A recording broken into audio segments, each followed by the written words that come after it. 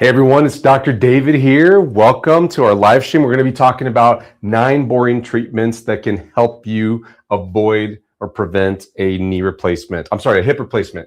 We're talking about hip replacements today. So the 9 boring treatments that can help prevent a hip replacement. I've got a lot of good information for you. I've got this concept that I want to share at first that will distinguish between a boring hip arthritis treatment and an exciting hip arthritis treatment, just so that you're aware of what doctors are talking to you about, what you're looking up on the internet potentially.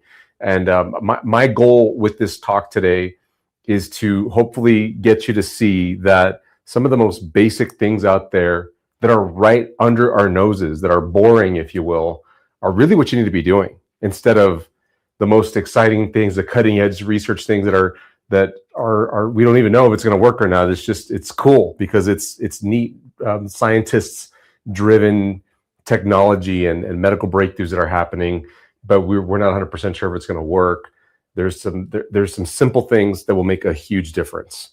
So we're live right now on YouTube and on Facebook. We're streaming on Instagram as well. I'm looking this way because I can see comments and my staff here is helping me out with different little things on the screen here. So just to let you know, on Instagram I can't see your comments, but on Facebook and on YouTube I certainly can see your comments. And what we'll be doing today, I'll be giving you this information, of course, and helping you out with giving you the boring treatments and contrasting them with the exciting treatments. But I'll also be taking some phone calls today. We have the helpline that'll be open soon. We'll flash the number on the bottom here. Right now, I want you to let me know where you're from. So type in the chat what part of the world you're from, country, state, city, province, whatever information you want to share. I'd love to see where everybody's from. Because it just makes me feel so neat to know that we're reaching different corners of the world. And then we'll also be answering comments, obviously. So if you have questions, please type them in the comments, and I'll take moments throughout the talk today to answer your guys' questions in the comments. So what do we have so far? We have Mina16 says, "Sir, I have a question related to chondromalacia. Is it okay to sit cross-legged or do kneeling after this condition? Will I ever be able to climb stairs in the future? I'm able to activate glutes. Thank you." Oh, I'm so sorry. And you're 32, you're saying. Totally fixable situation. Chondromalacia patella, so this is pain behind the kneecap. It can improve to the point where you don't have any trouble going up and down stairs. You can sit cross-legged eventually and probably even kneel. I had chondromalacia patella pretty bad in my 20s. I had muscle imbalances. I fixed them since then. I can kneel. I can go up and down stairs easily. I can lift a lot of heavy weights, doing squats and lunges, deadlifts, all that stuff. I can run. I run miles and miles. And so it's definitely possible if you fix the muscle imbalance. Now, to answer your questions directly, what I would avoid is aggravating it. Don't do anything that aggravates it in the current situation, because if cross-legged sitting for you right now hurts your knee, then avoid it. If kneeling hurts your knee, then avoid it for now, not forever necessarily. If you're doing the right treatments, then you should be able to gain that ability back, but you shouldn't be doing it right now if it hurts you more. The fact that you can activate your glutes is good. That means you've got that sorted out, because some people don't know how to activate their glutes. Now you've got to strengthen your glutes and begin to learn how to use them in everyday activities, and absolutely be sure that your exercise, if you're doing exercise, is glute dominant, so that you're not putting more pressure through your kneecap and avoiding chondromalacia patella from getting worse. So very possible, even though you're 32, you have time to fix this. If you don't fix it, by the time you're 42, you're asking for knee arthritis potentially, and let's not let it get to that point right now. Janet Dickinson says, oh, she just became a member. So cool. Thanks for joining. We have a channel membership. We have Vilma Plagata is also a member. Thank you guys for joining. We appreciate you. You can join our channel membership on YouTube.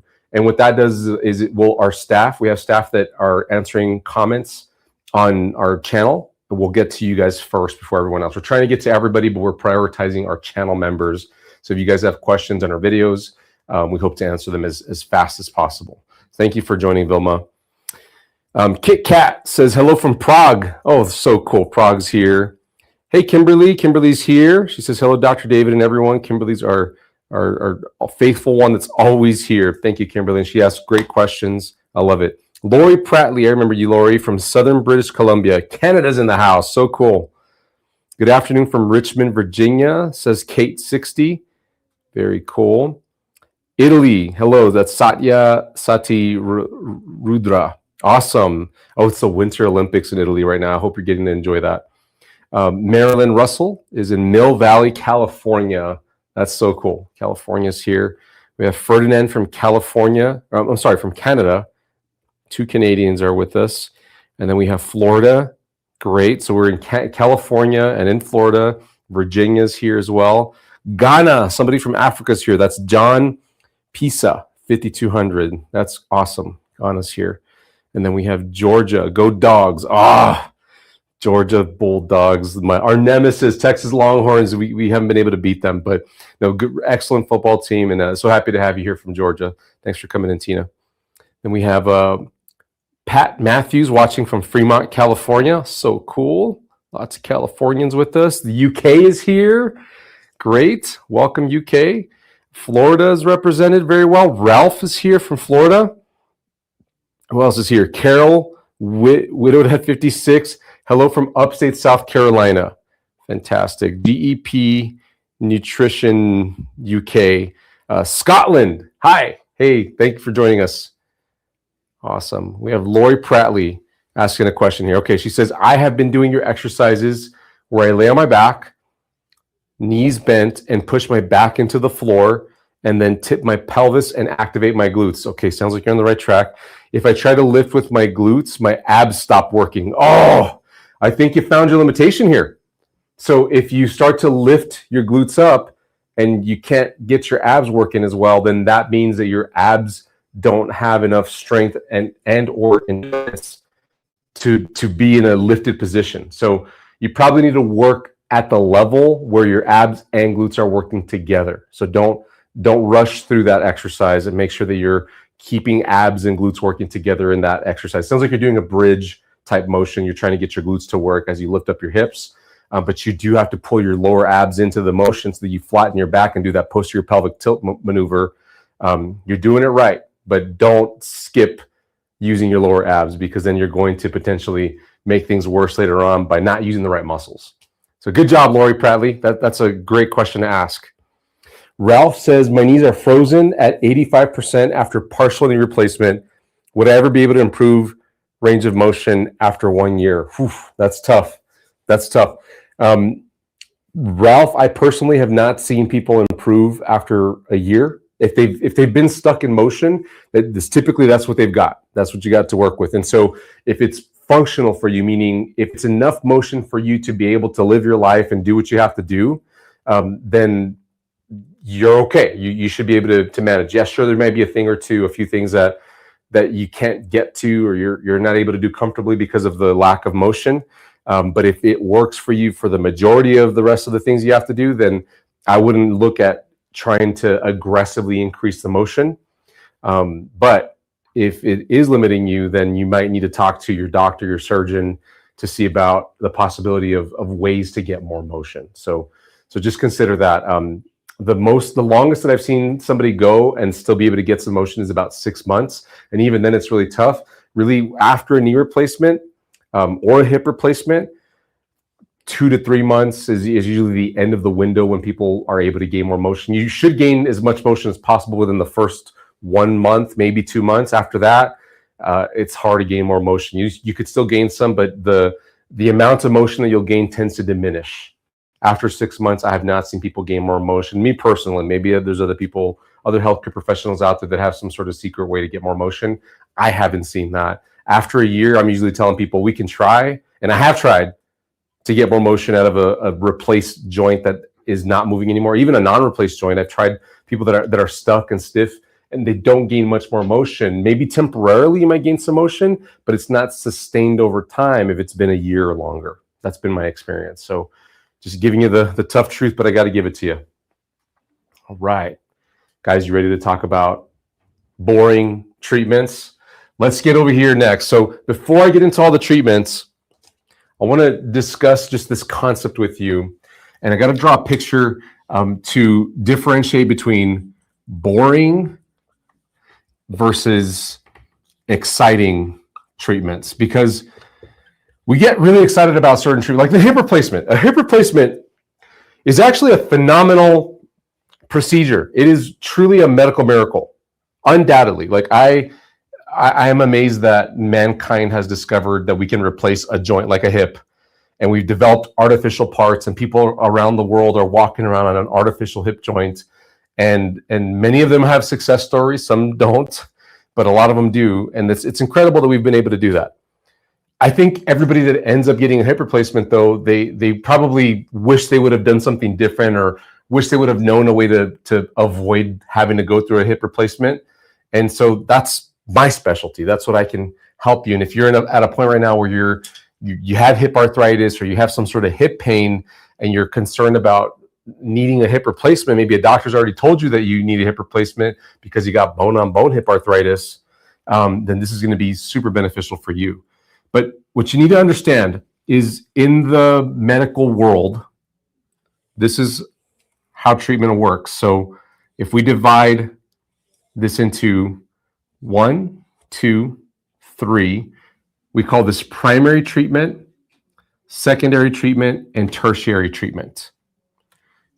When it comes to getting treatment for hip arthritis, the majority of dollars spent, time spent, effort, attention spent on treating hip arthritis is on tertiary care, meaning when it's far gone, when it's really bad, when you need the replacement, when we involve highly specialized medical people and equipment.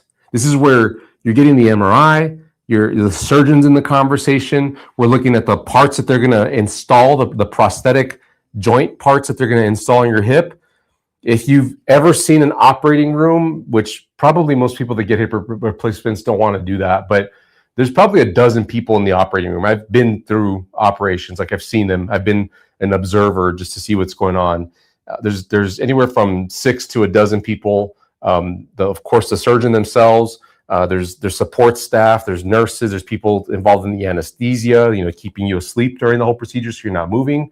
The people that are dealing with the prosthetics, the ones that either they're sizing you up. There's all kinds of people, and that's just during the procedure itself. There's still the aftercare. You got to stay a night in the hospital, very likely, and then do all the physical therapy and the follow-up treatment. So it is very expensive to get a hip replacement, and that's just we're talking cost, but the non-financial cost, the personal cost, as far as the pain, the disruption to your life, the effects afterwards if it doesn't go well, because you have to have, you get an infection, you get an allergic reaction to the metal, the rehab didn't go right afterwards. There's so many complexities to getting a hip replacement when it's really bad that it doesn't need to get there. And now secondary care, it's less expensive, but still kind of involved, because this is like where you're getting injections.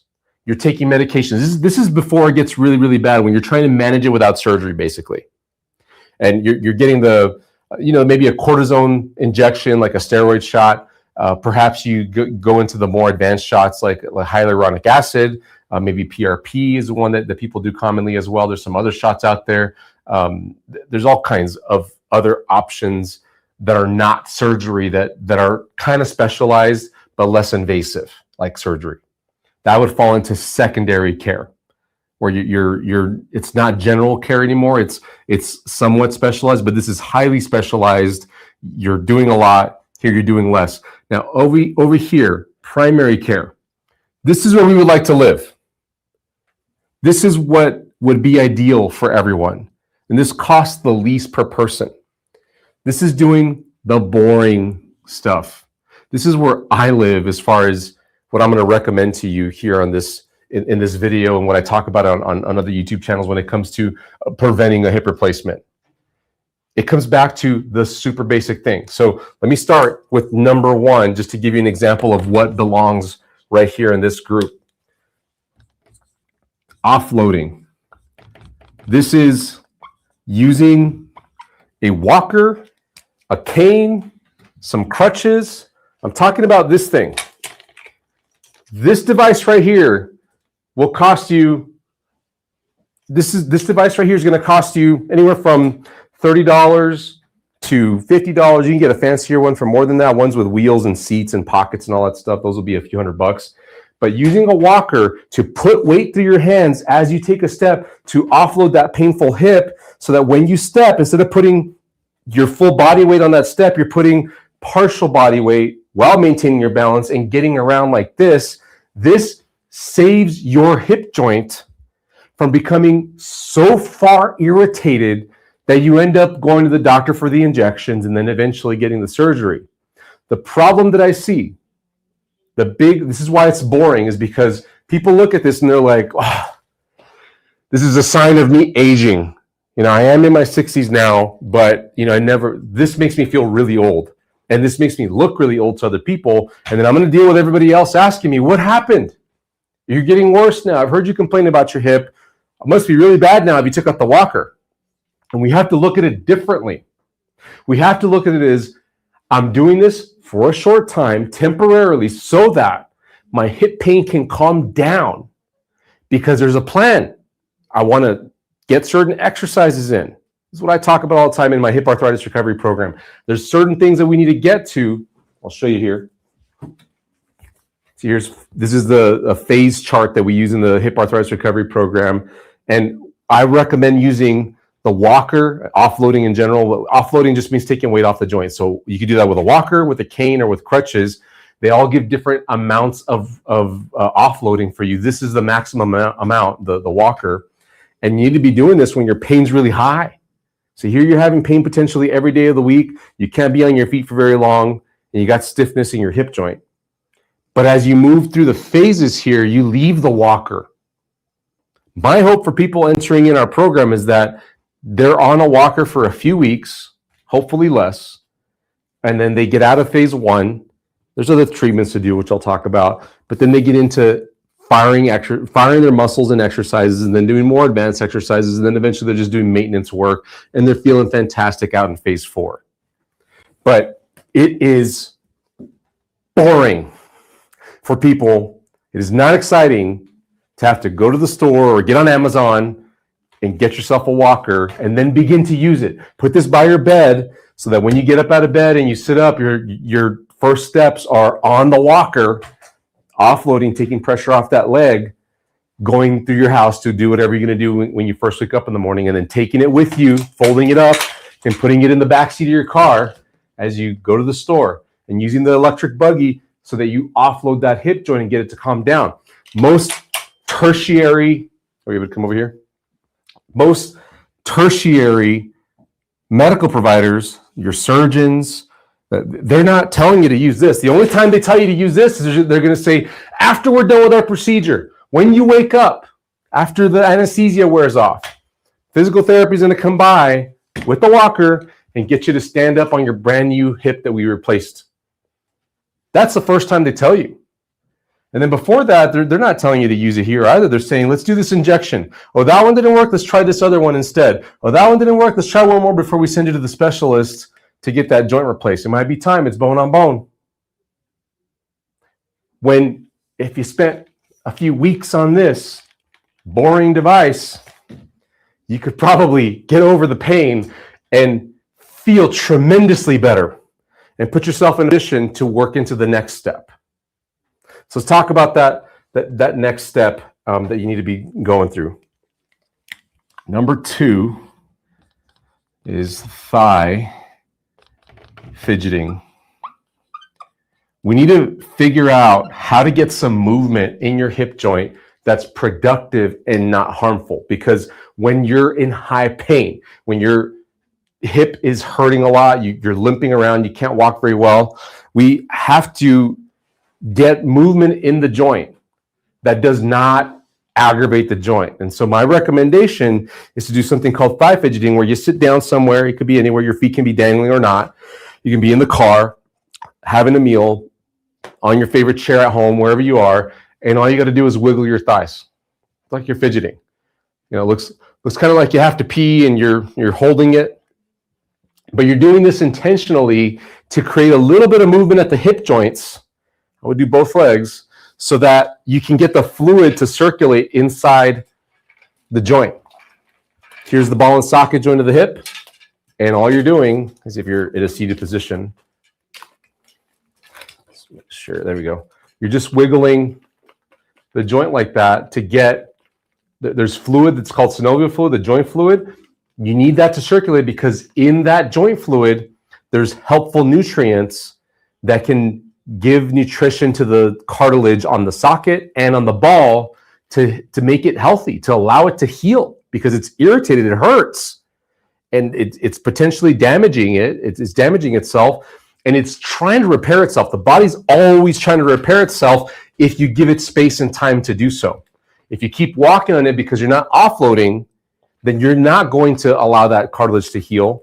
That's why you need to be offloading. Then once you are sitting around, I want you to be doing this so you can get that fluid to circulate, because your cartilage needs to heal. As it heals, the cells of the cartilage, they develop waste products that need to be taken out.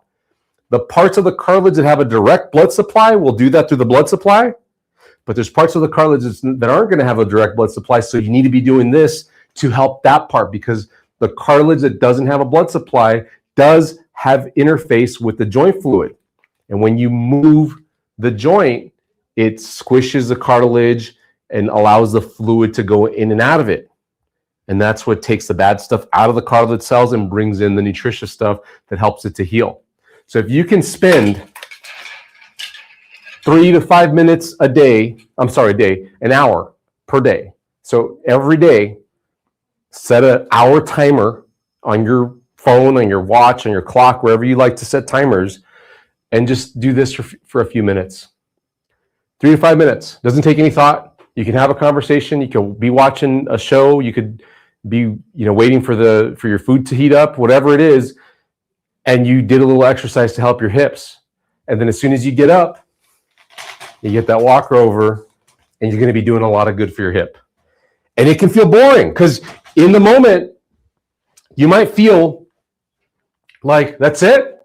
Shouldn't I be doing some leg exercises or making things tired and getting a sweat going on? But the fact of the matter is, if you're hurting that much, you're probably in phase 1 right here of the hip arthritis recovery cycle, and you shouldn't be doing anything aggressive, because anything you do that compresses the joint a lot, either by being on your feet and putting your body weight through the joint, or by contracting the muscles aggressively, that also compresses the joint. Your cartilage inside the ball and socket joint is not ready, and you're going to make it worse. This is why so many people, they start physical therapy treatment, or they do exercises or stretches on their own, and they make it worse. Their hip hurts more afterwards because it's too early for that level of exercise. There's different exercises that you need to be focused on. That's how I built the hip arthritis recovery program. If you're in phase 1, you need to stick to certain treatments. And there's treatments out here in phases 2, 3, and 4 that are good when you're there. But if you don't qualify to be there, you have no business doing this stuff. You should be doing this stuff in phase 1. And the healthcare field doesn't have this sorted out. They think, biking and walking is great anytime, but no, it's not if you're in phase 1. And in phase 2, we need to start to introduce walking a certain way. You shouldn't be walking or using the bike consistently until we've mastered the use of certain muscles. Then it can be okay in phases 3 and 4. There's a process to this that I have, and it works consistently. Hey guys, I want to let you know that our helpline is available right now. We're taking calls. If you got a question about anything, I'd love to talk to somebody with a hip arthritis problem to clear you up and answer questions. But if you got a knee problem, chondromalacia patella questions is what we got earlier, a knee arthritis issue. There's a lot of you guys that have both hip arthritis and knee arthritis. I'd love to help you out. Check out the number right here, 915-200-4159. And hopefully I can get you live right now. All right, so thigh fidgeting, hugely beneficial so that you can get the fluid circulating. All right, up next, this one's a fan favorite, and I think it's great too. This helps so much, more than you think, the massage gun.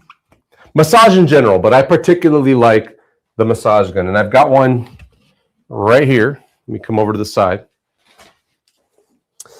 This one's really cool because it's convertible. You can make it into a you attach this gooseneck and put it onto your back. If you got tight back muscles or sore back muscles, and see, it works right there. It's moving my hand a little bit. And you could just reach over and put it on your back, which a lot of times people with hip arthritis problems also have back issues because it's connected. There's muscles that are affecting both the hip and the back. But you need to get onto your thigh and hip most of the time. And so I love that you can convert this back to a normal looking massage gun. Pretty easy to do. And then it works just like this too. And what I recommend for people to do is there's usually knots or tender spots around the thigh and the hip all the way up into this area. This area right here, right where your front pocket is, if you have jeans on like myself, there's a muscle right there called the TFL that causes all kinds of problems for people with hip arthritis. It loves to be overactive. When it's overactive, it's very tight. It tightens up, it shortens, and it's tender to the touch. And if you can get that muscle to loosen up with a massage gun like this, by just gently putting the gun on there, and once you feel a tight spot and you're like, ooh, that one's a little tender. Don't be too aggressive, but just hold the massage gun in there. If you can, gently apply a little bit more pressure. So I'm pushing in just a bit. Let the massage gun do its job. It's tenderizing the muscle for you. You might move in little circles around there. You might move side to side, up and down. Figure out a way to just loosen that muscle for a minute. 30 seconds to a minute is all you need. And what you'll find, the way that you know this worked is after 30 to 60 seconds, you should be able to poke in there and say, oh, it's not as tender anymore. Then you were successful in using the gun. And then you'll probably have another spot a little downstream, a little further down your thigh. Find that spot too, and then dig into it. Just press a little bit, not aggressively, just a tolerable amount. You might begin to wince a little bit, but you shouldn't be going, oh, that hurts, I want to cry. That's not what we want to accomplish here. We want the muscle to just melt a little bit and free up. Now, I'm recommending the massage gun because they're so affordable these days. And as you can see, it's so easy. But you could, if you don't have access to one of these, you could just get your knuckles in there. You can get your thumb in there. You can massage it with the heel of your hand. And you can get they sell like lacrosse balls, tennis balls. There's massage balls that are cheaper than this for sure. And you can roll it in there. The idea is just loosen up those tender spots and get them to soften up so that when you poke that spot, it's not as tender. Now, it may not go away 100%, but if you give it a number, if you poke and you're like, ooh, that's a 7 out of 10, and then you massage it, whether with a gun, with your knuckle, whatever device you're going to use, is rolling pin looking devices too. I've had people pull the rolling pin out of their kitchen drawer and use that too. That does work actually. And then you poke it after 30 to 60 seconds rubbing it out, and you're like, oh, that's actually a 2 or a 3 instead of a 7. Great. What happened in that spot, this is where this is magical for you. The muscle is overactive. The cells are just shortened a little bit. That's why they're tender, because there's lactic acid that's developing in there because the muscle is just holding a contraction because it tends to fire too much. It's part of a compensation. There's other muscles that aren't doing their job. So these muscles in this area are just saying, well, I'm going to help and just take over. And so they activate too much. That lactic acid, the buildup causes the muscle to be tender. It's essentially cooking the muscle from the inside out. Here, I'm in the Southwest. I'm near the border of Mexico and the U.S. And a traditional Mexican seafood dish is called ceviche. Ceviche is fish that is cooked in citric acid, usually lime juice, one of those two. And the acid of the citric acid, it cooks the fish because it breaks down the protein molecules. It's not actually cooked fish. Sometimes they do, but traditional ceviche, that's how it is. Lactic acid in your muscle cooks the muscle. That's why it gets hard and stiff in spots, and it makes it want to contract.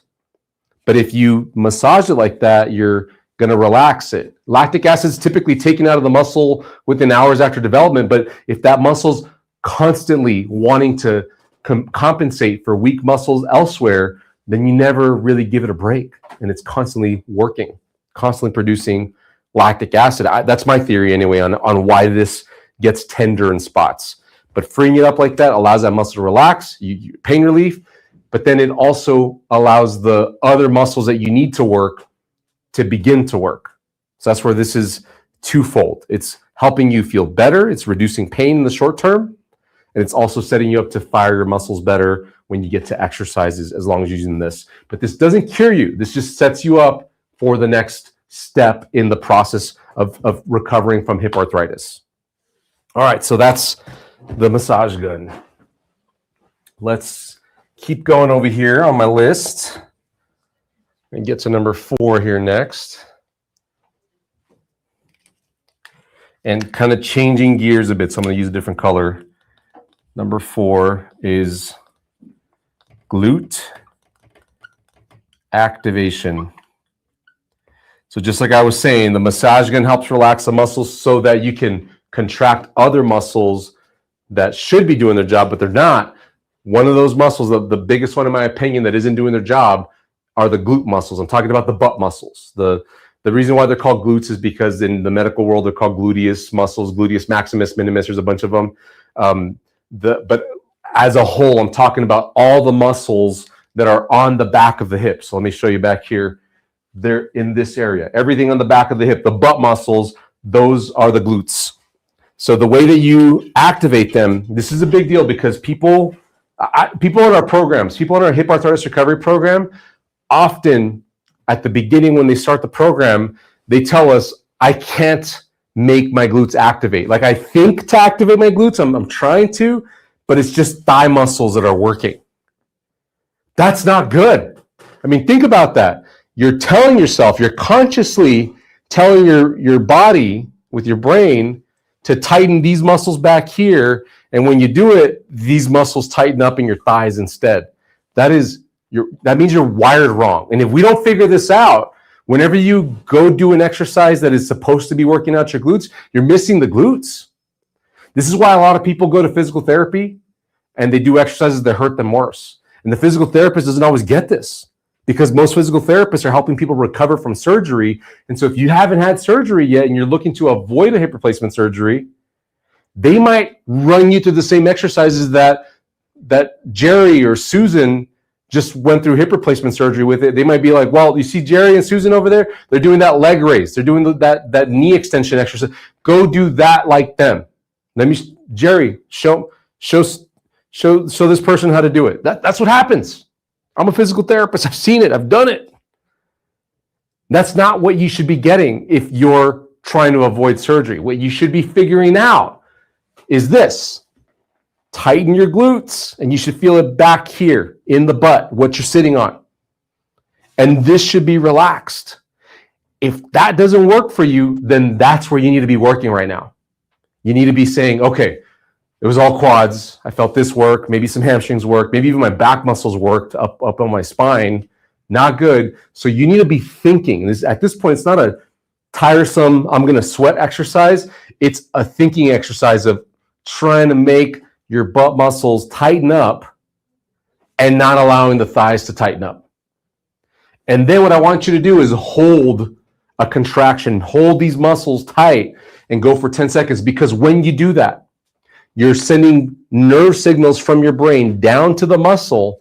And if you hold it, you keep sending the signal down and it starts to activate more and more of the muscle. You get a better contraction and it ends up getting the muscle to entirely activate. And that is critical because when you go do more strenuous, more intense glute exercises that are going to help you fix this hip arthritis problem, you're getting a more efficient contraction. You're getting all the cells in the glute muscles to work rather than some of them because some go dormant. And that's why you end up compensating with other muscles that do activate very well. So just the basic thing is activate, hold, count to 10, relax, and then that's seated. You need to be able to do this in standing too. You need to be able to tighten the glutes in standing because you need to be standing at the grocery store in line somewhere, and you should be able to practice tightening and relaxing, but hold for 10 seconds.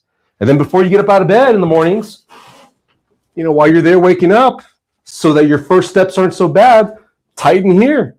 Whether you're on your side or on your back or even on your stomach, you can tighten your glutes from any position and just practice. What I tell people is get obsessed when you're starting out with our hip arthritis recovery program, get obsessed with being able to activate your glutes consciously and now letting your thighs activate. Then you're going to be successful. And then the very next step after that is being able to activate just the right glute without the left glute activating. And then same thing, tighten the left glute without the right glute activating, because that's going to help you to walk better. That's glute activation. You need to get good at that. Guys, we have a call. I'm going to take a call here from Bridget in Chicago. She's got a hip problem and a knee problem. See if we can help out Bridget. Hey, Bridget, are you there with us? Yes, I'm here. Hey, this is Dr. David. Nice to meet you, Bridget. Nice to meet you, too. Well, how can I help you? Okay, so I started doing bouncing on a mini trampoline about 2 years ago. I'm in my 60s, and I liked it. It was really good for stability and bone density and stuff.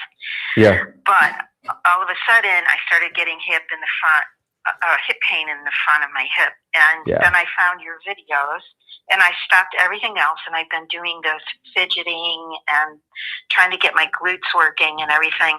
And the pain subsided pretty well. Good. My question is,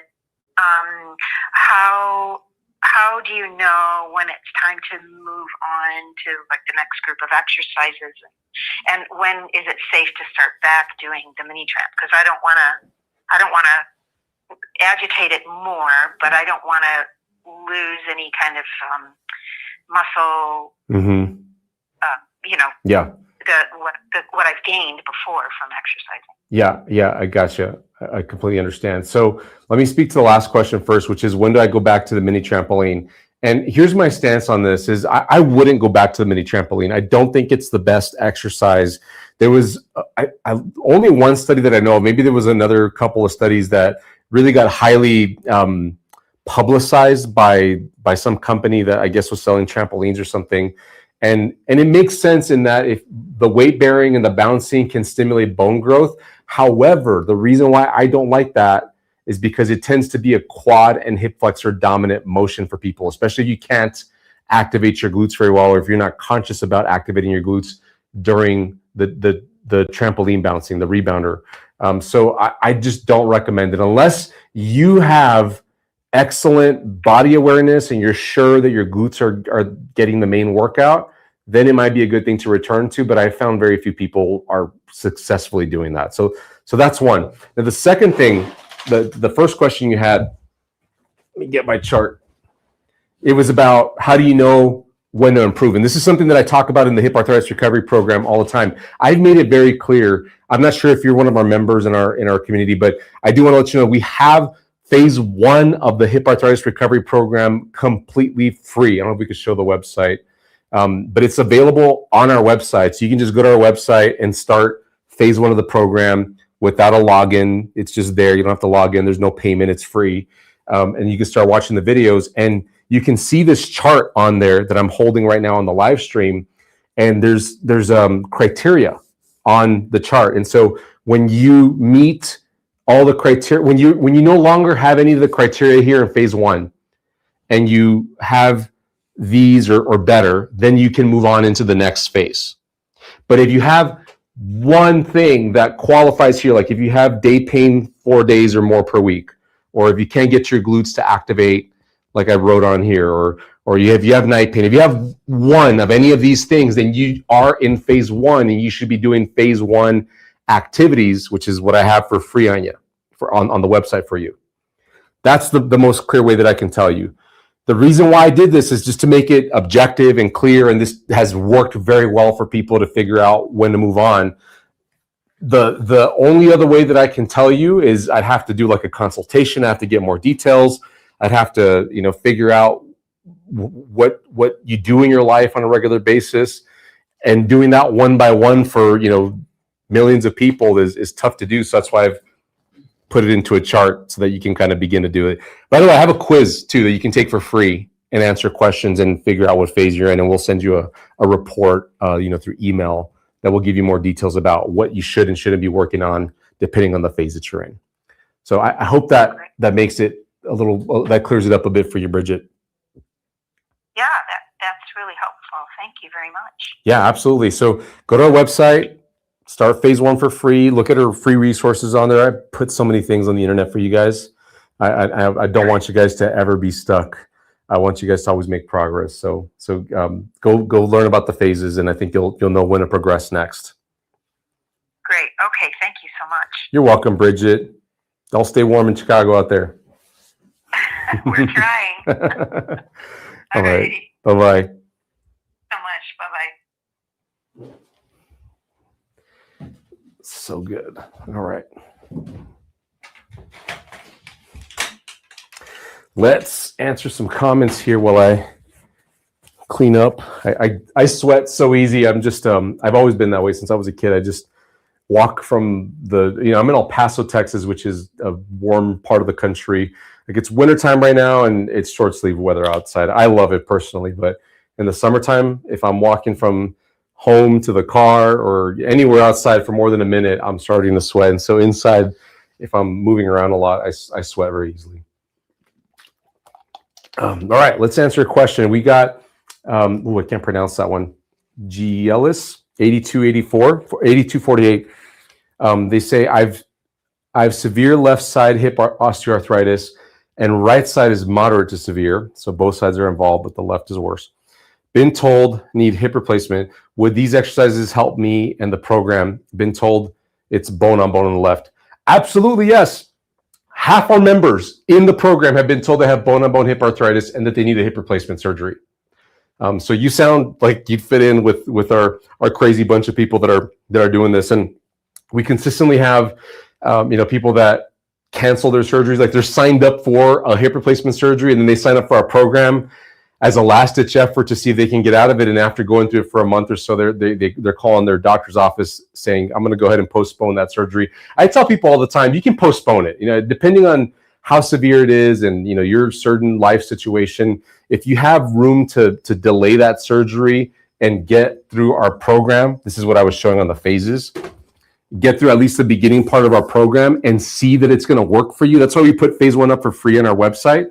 So that you can test it out and see if it's going to work for you. If phase 1 stuff works for you, then it's very likely that the rest of the program is going to do phenomenal for you as long as you adhere. You do what you're asked to do in the program. The results are going to be dependent on how well you implement things. And so we see people all the time that are back to doing very active things like lifting weights, hiking mountains. They're doing everything they want to do. And we have people that also share the simple wins. Like, I was able to put my shoe on and my sock on without my hip hurting, or I didn't need help to do it. I didn't have to ask my spouse to clip my toenails or to, pick up something from the floor. I used to just leave it there for somebody else. Those little wins happen all the time. People saying they got off pain medications, saying they don't feel like they need to talk to their doctor anymore because they're doing so much better. They also tell us that their friends and family, they go to church or they see other people and they say, you're walking better. You're not limping so much anymore. So we have those success stories every week. We hear from them whenever we do our weekly group coaching calls, which are part of the program. So I think you do fantastic given your situation, even if it's severe. Talk to our staff. If you call us, or you can, there's places on our website where you can inquire, you can apply for a hip arthritis recovery program, and our staff will just ask you some clarifying questions. And the questions are going to be like, are you dealing with active cancer? Because you need to go fix that before you start our program. Do you have a fracture anywhere in your legs or your back? Because that's important to heal from too. Weight could be an issue. If you're over 35 BMI, we found you need to go address your weight. But that's, for a lot of people, you could be 20, 30, 40 pounds overweight and still make progress doing our hip arthritis recovery program without losing weight. Now, if you're 50, 60, 70 pounds, it depends on your height. That's why I said 35 BMI. Then you might need to focus on weight loss a bit before you join our program, just because that's going to be a higher priority than exercising through our program. But if you don't have a ton of weight to lose, if you just have a little bit of weight, then this program would absolutely help you out. Also, labrum fraying on the right. We have people with labrum tears all the time. A labrum tear, that's the cartilage on the rim of the socket, part of the ball and socket joint. That's called the labrum. It consistently gets torn in people that have hip arthritis. So a lot of people on our program also have labrum tears. And it's because of the same muscle imbalance where those thigh muscles that I was just talking about massaging and those on the back aren't very strong, or they're not very active. Because of that, the ball shifts forward in the socket and it frays the labrum. So that's why you get that happening. And then it starts to have the bones rub on each other, and that's what develops the arthritis. So it's all part of the same process. but it's tied back to the root muscle imbalance, which I'm kind of already sharing with you here, but I'll tell you more details here in a minute. All right, we have Faith Harbor says, question, can OA osteoarthritis in the right hip cause an appendicitis type pain? No appendix. So appendicitis is going to be a little bit higher up, but it is in the general area. If I can show over here. So appendicitis pain is going to be like right in this region right here, like lower right abdominal area, whereas hip pain is more where your leg bends right here on your body. So it's a few inches below, depending on how big you are. But I think it is often mistaken.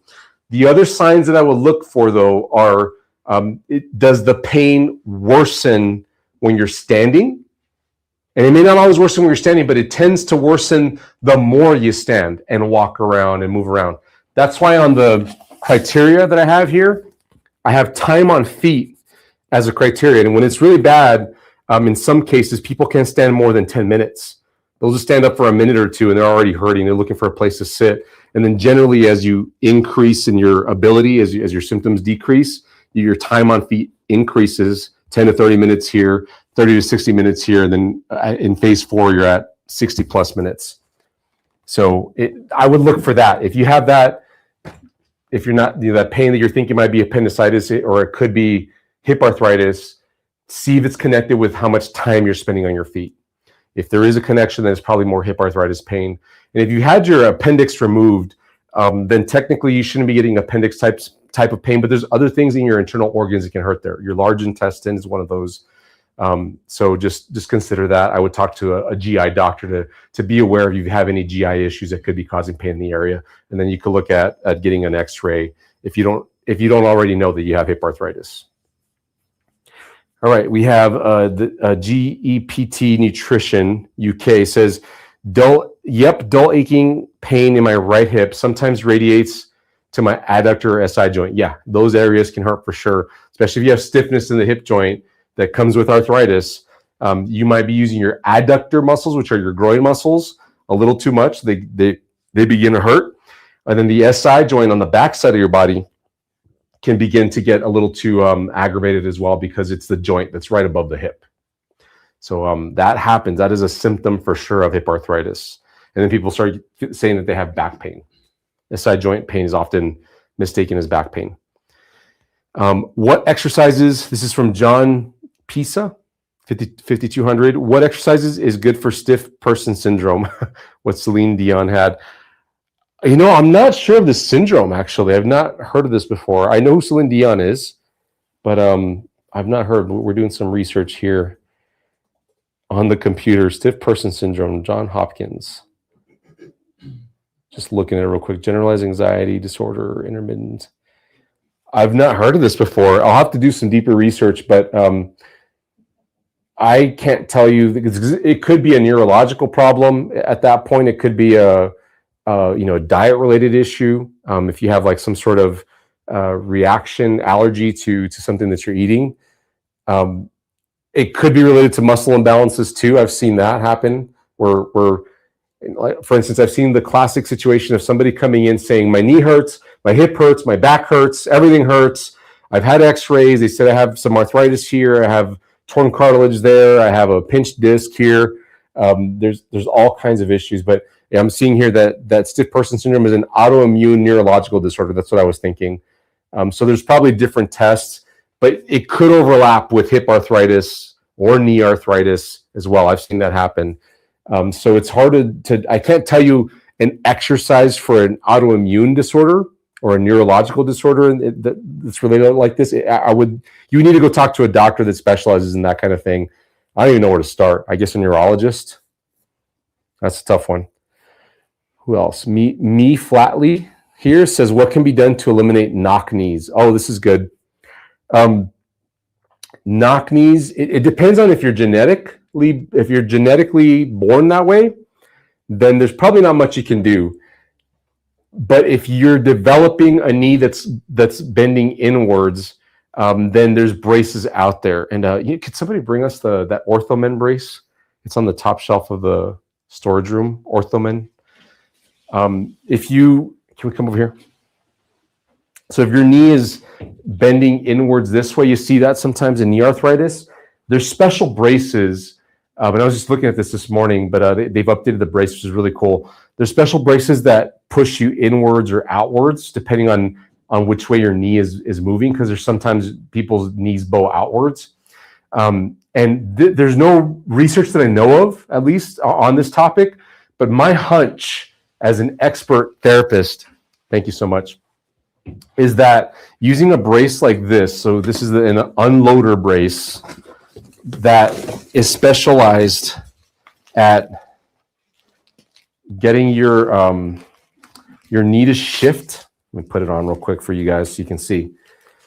This is probably what needs to happen, and I so badly want to do like a research study, but got so many things I want to do. Let me get this on for you guys real quick. It's a more complicated brace than a typical knee brace for a reason, because it's shifting your knee outwards here. But this hinge right here is designed to push your knee sideways. I'll probably take off my shoe. There we go. And ideally, you wouldn't put this over your pants, but given the situation, here we are. Now, the idea is once you have the hinge right there at your knee joint, then you strap it on properly. Catching me off guard with this one, but ooh, I broke it. Sure, it's fixable.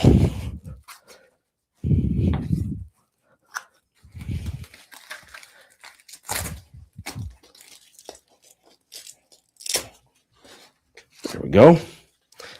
Once you have it cinched on properly, then I twisted it too much. This brace comes with it locks, and you can adjust this hinge. There's a little place for a hex wrench.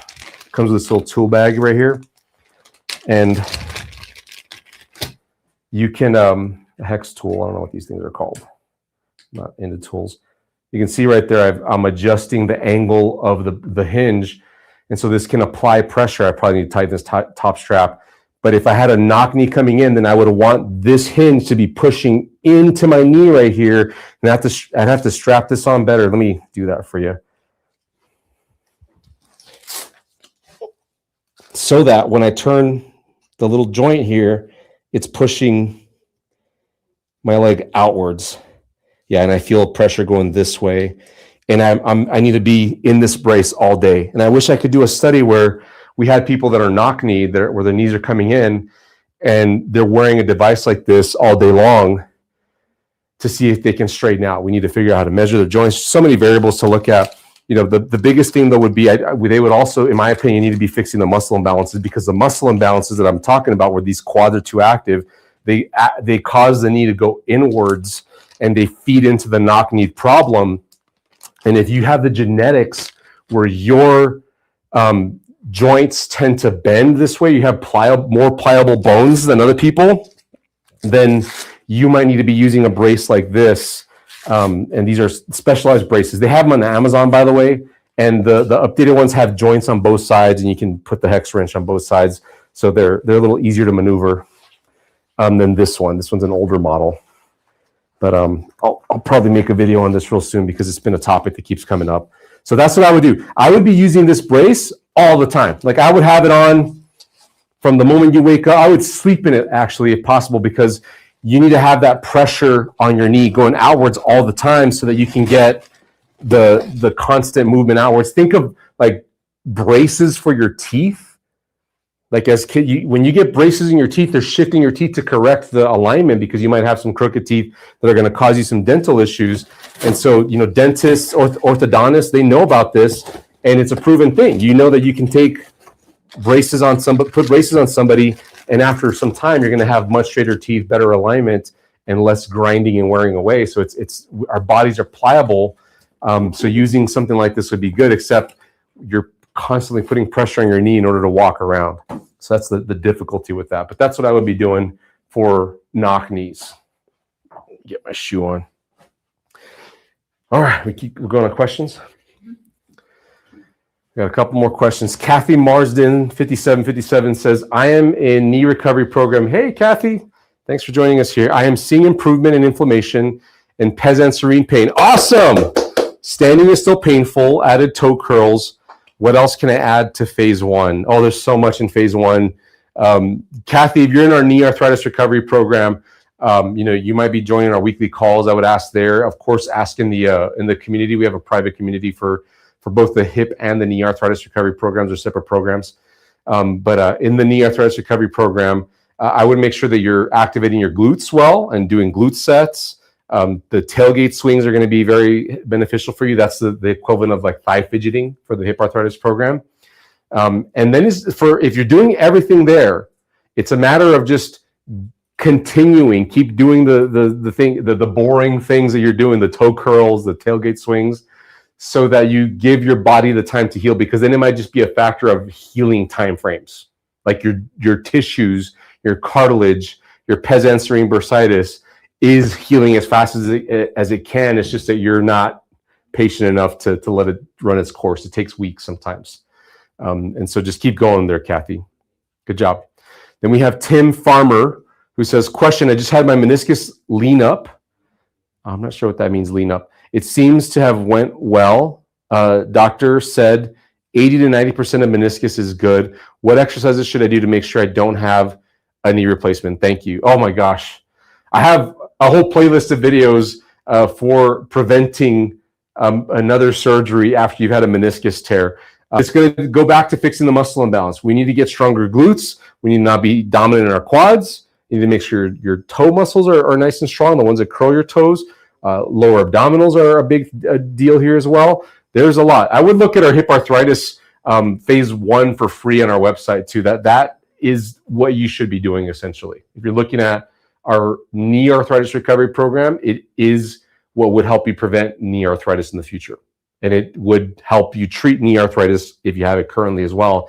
If you go through the whole program for the knee arthritis recovery program, you will know absolutely without a shadow of a doubt what you need to be doing to fix knee arthritis, to avoid knee arthritis. And a lot of people in our knee arthritis recovery program have also had a meniscus tear and surgery in the past for a meniscus as well. It's the equivalent of a labrum tear for the hip. That's a piece of cartilage in the hip joint that tears because of the same muscle imbalance that causes hip arthritis. It's just the labrum tears first for some people, then the arthritis comes. In the knee, the meniscus tears first for some people, then the knee arthritis develops after that. So, and we also have a knee meniscus recovery program, by the way. I've packaged a program just for that, so you can go check that out if that's something that interests you. And all our free videos on YouTube for meniscus problems. G. Ellis says, I wonder if we could use 2 hiking sticks instead of a walker. Yes, everybody says this, G. Ellis.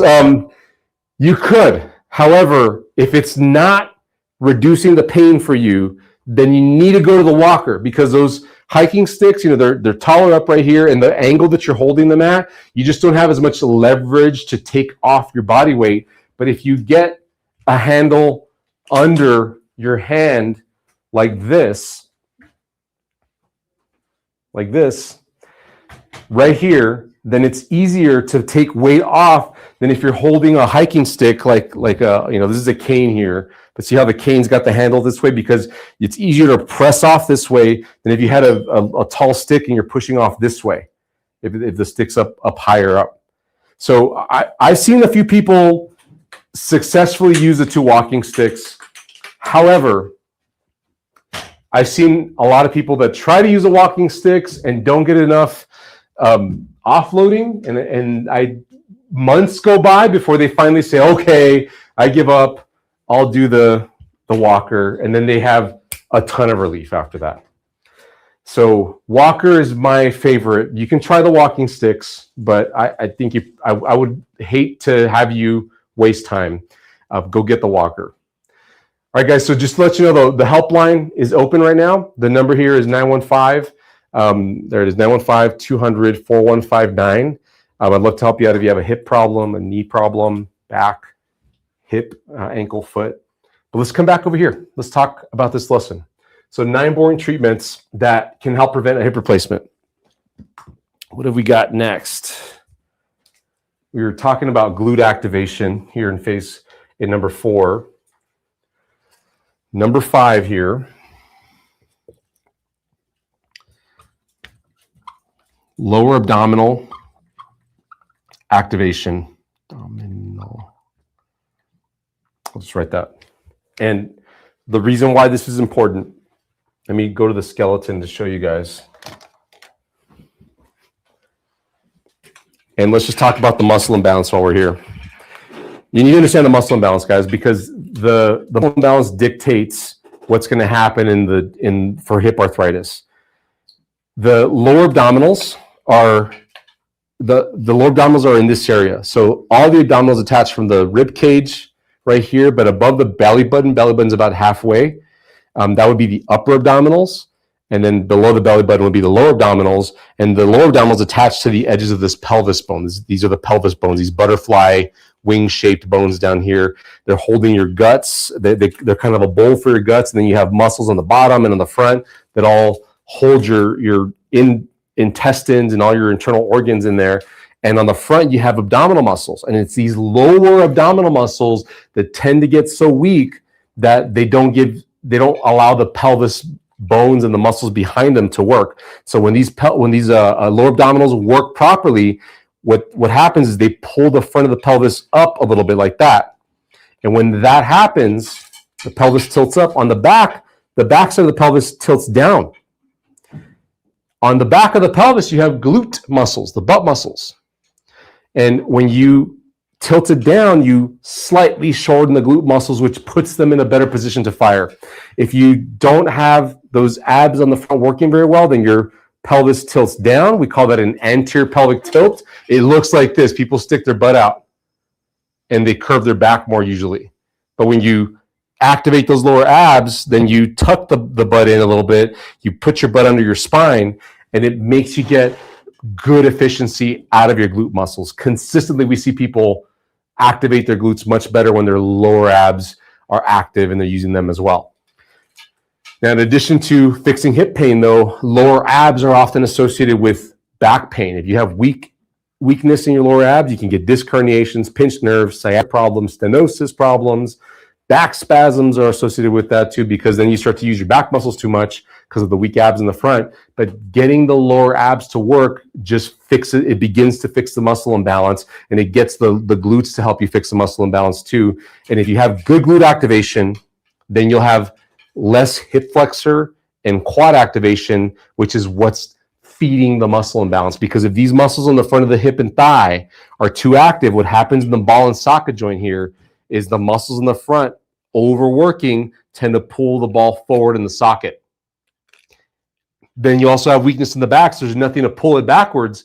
If you get stronger glutes, then you begin to center the ball in the socket, which is where it should be, so that you're putting the forces as you should in the joint. But if they're weak in the back, over dominant in the front, then you get this.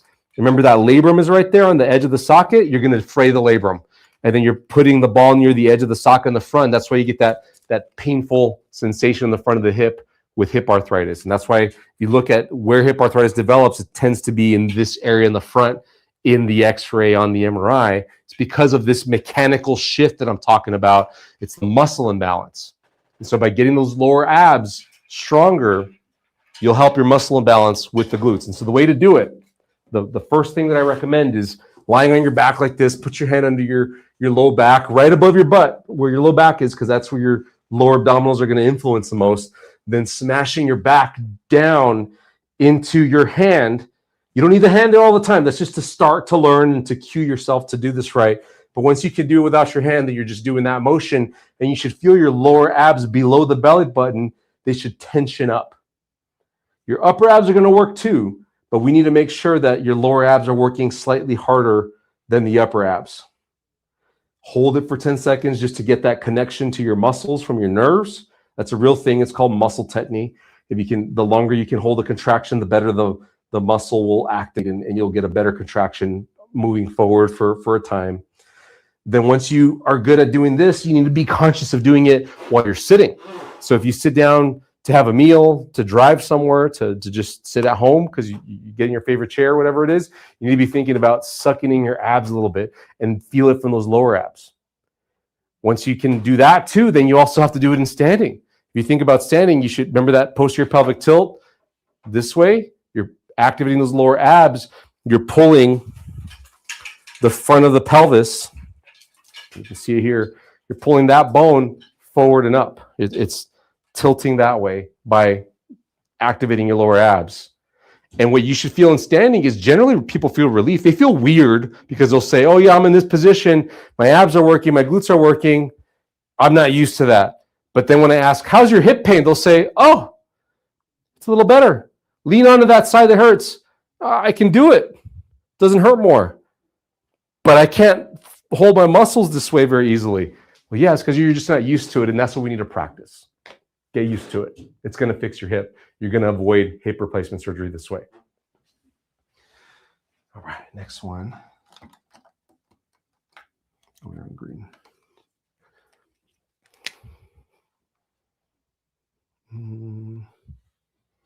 All right, number 6 here. We got toe curls. This one, let me show you on this is another muscle imbalance. There's 3 main muscle imbalances that the hip arthritis recovery program is designed to fix. The first one is the glutes. The second one is the abs. So the glutes get weak, the hip flexors and quads get dominant. That's the muscle imbalance we're trying to fix. On the abs, we're combating the back muscles, because if the abs get weak, then the back muscles that are right up against the spine right here, those get dominant and you start to have back problems. But down in the foot, let me show you what happens down here. If you think about the foot, when that foot stands on the ground, you should have an inner arch. That inner arch should be elevated a little bit. But if it collapses down, then what happens at the ankle and the shin bone and the knee is everything moves inwards. You get kind of knock-kneed when you stand. And if you get knock-kneed at the foot, then it changes the position of the hip. It brings the hip slightly inwards as well. And that's another force to contend with. So now you got weak glutes, weak abs, pelvis is tilted forward. When the pelvis tilts forward, the socket comes down. When the glutes are weak, the ball drifts forward in the socket. And then when the foot muscles are weak, you also get it to bend inwards because your knee wants to come in, the hip wants to come in too. So these 3 forces all come together to create that darn hip arthritis. So the way we fix it in the foot is, if we think of the tendons that run in the area to help support the arch, it's mainly coming from your toe flexors, the muscles that help you curl your toes. So the exercise that I want you to do to get your toes stronger, and you'd be surprised for especially if you have a foot problem, like if you have a bunion, if you've had ankle pain or foot pain over the years, this one is especially helpful for you. But if you think of your toes, what you want to be doing is curling your toes, just like so, to get the knuckles right here to pop out, right here on kind of in the meat of your foot. Not these knuckles out here on your toes, but the ones that are right here where your toes meet the rest of your foot. These joints are controlled by the muscles that are here and here. And holding it for 10 seconds can cause cramping, like in this area, sometimes up here. So be careful doing this. But after 10 seconds or so, relax and then do it again, 10 seconds. And you can see I'm already building an arch here, obviously. But what this needs to translate to is when you stand up, if you think about standing on the ground, you see right there, my arch is fallen. But then when I contract my toes and get them to flatten out by doing a similar motion, my arch comes up. And if you zoom out a bit and see my knee and my hip, when my arch comes up, my knee aligns better, it doesn't fall in, and then my hip aligns better too. So it's this combination of glute strength, lower abdominal strength, and toe strength. All 3 of these come together to take pressure off your hip joint and help you prevent hip arthritis from getting worse and help you prevent a hip replacement surgery. So you have to get stronger toes, and a lot of people don't even think about this. In the medical field, they're not thinking toes for the hip. Not even a thought. Your surgeon isn't thinking for you to do foot exercises. Maybe they'll suggest you get an insole to elevate your arch, but that doesn't make you stronger. That just positions your foot and makes you dependent on the insole. You need to get the strength in your toes in order to help your hip. All right, let's come over here next. Next up, boiling, guys. I think I have a tissue here. All right, next up we got, let's change here because now we're getting we're integrating at this point. Just to let you know, in our hip arthritis recovery program, I've been showing this chart with the phases. The stuff I've been talking about here in red is generally phase 1 stuff. As your symptoms improve because you're not irritating it so much, then the green here, 4, 5, and 6, tends to be phase 2 stuff. That's where we're waking up certain muscles. We're getting glute activation, lower abdominal activation, getting the toes to just activate and get a little bit stronger. But when we start to integrate things, now we're headed towards phase 3. Glute walking is actually in phase 2 because we cover stairs in phase 3 of our hip arthritis recovery program. But that's the general idea, is I'm building complexity here. This isn't something that you would do in one day, like this whole list that I'm writing out here. I'm giving you the plan that you would execute over months. Just want to say that so that people watching this can get that part. But what we're doing with glute walking is, let me show you here on the side view. The idea is every time you take a step, let me show you from this angle. When I step with my right foot, this foot over here, as I bear weight on that foot, my glute right here on this side, the right side, should tighten up a bit to help move my hips forward to swing my leg and take a step with my left foot. Now, as I lean my weight onto my left foot, now my left glute should be tightening up as I take a step. And so each step that I take, I should tighten that glute. So walking should feel like you're just alternating glute contractions every single time that you take steps. If you walk this way, then you're using the appropriate muscles to accomplish walking. You're putting your body in the right balance.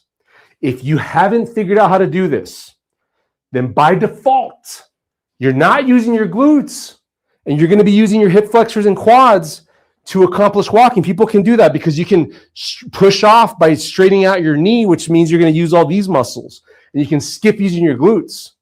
And if you're doing that, then it's very possible that when you go walking for exercises, many doctors will recommend that you're strengthening your hip flexors and your quads, which is then going to just add more compression to the hip joint here in the front, because these muscles in the front get stronger. They pull that ball into the socket, and you're just aggravating the hip over time. It doesn't happen instantly for everyone. Sometimes it does.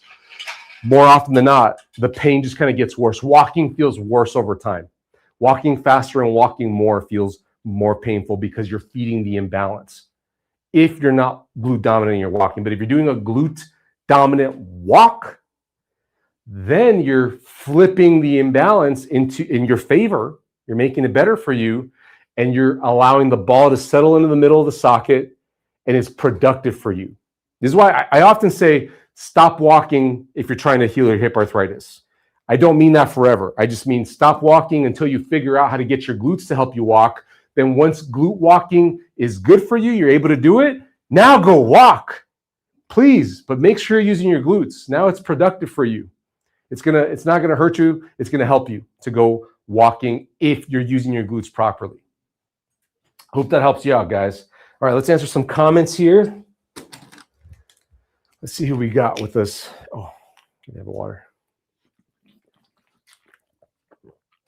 Who's asking questions? We have Casagrande 200. What is the meaning of posterior horn of medial meniscus? I got you. That one's easy. Let me check out my model here. So here's the knee. This is your right knee. So medial is on this side for the right knee. That's the inside part of the knee. And then lateral will be the outside. Inside the knee joint, the bluish thing right here, that's the meniscus. You have two C-shaped structures, one on the lateral and one on the medial side, one on the outside, one on the inside. And the posterior horn is, because it's a C-shaped structure this way, the horns are the tips of the C. So the posterior means back. So we're looking at the back side of the meniscus, back, let me see, yeah, right in there. That's where I guess the tear would be, if that's what they're telling you. So it's just the specific location of the meniscus.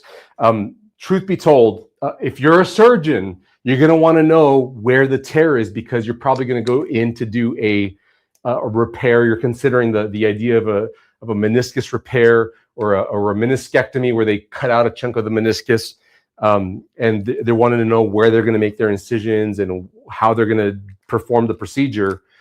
So it's important for the surgeon. But if you're looking at healing the meniscus without surgery, then I wouldn't worry about it.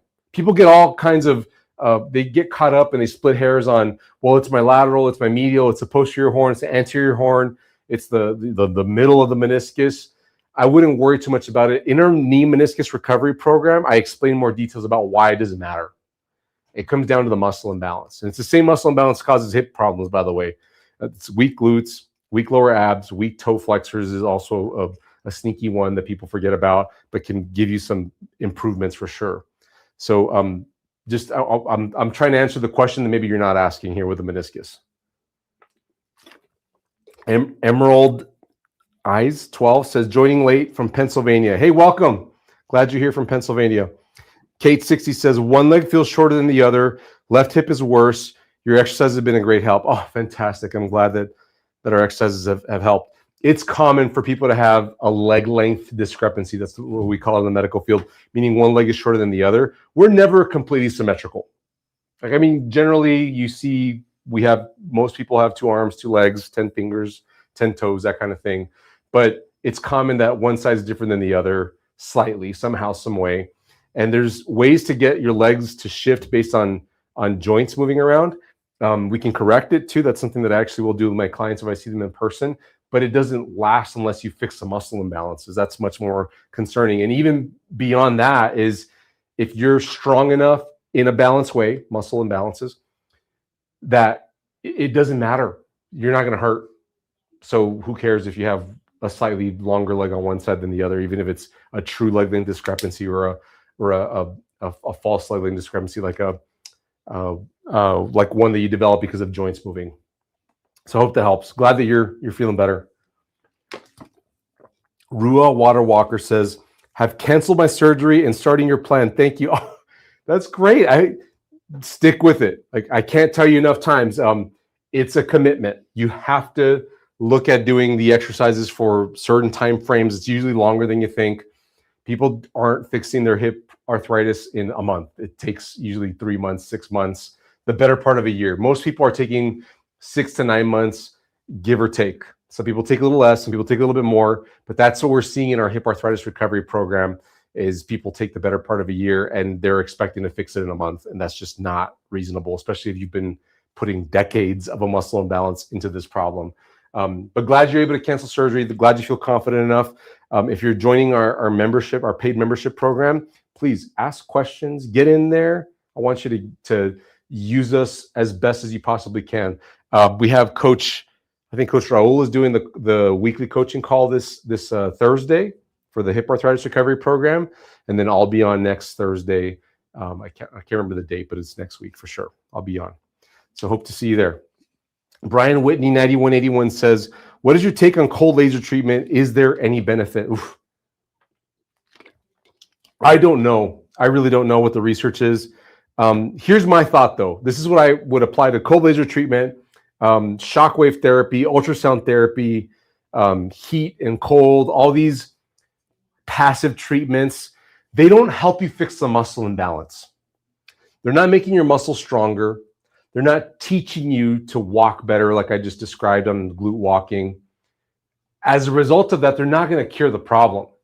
They might provide you with some short-term pain relief. That's okay. As long as there's no side effects that are serious to you, or it's safe for you otherwise, I'm okay with you doing it. Just have an understanding of what the purpose is. Even medications, injections, even surgery. isn't fixing the muscle imbalance. If you go get your hip replaced, yeah, you don't have the uneven surfaces and the grinding cartilage or lack of cartilage in there, the bone-on-bone situation, all that's gone after the hip replacement. But people have pain after a hip replacement very often because they still have a muscle imbalance that was never addressed.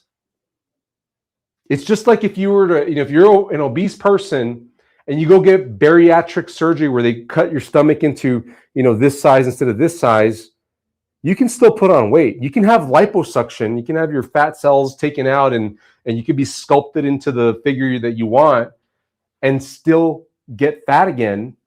You can still put on a lot of weight because you didn't change the way you eat.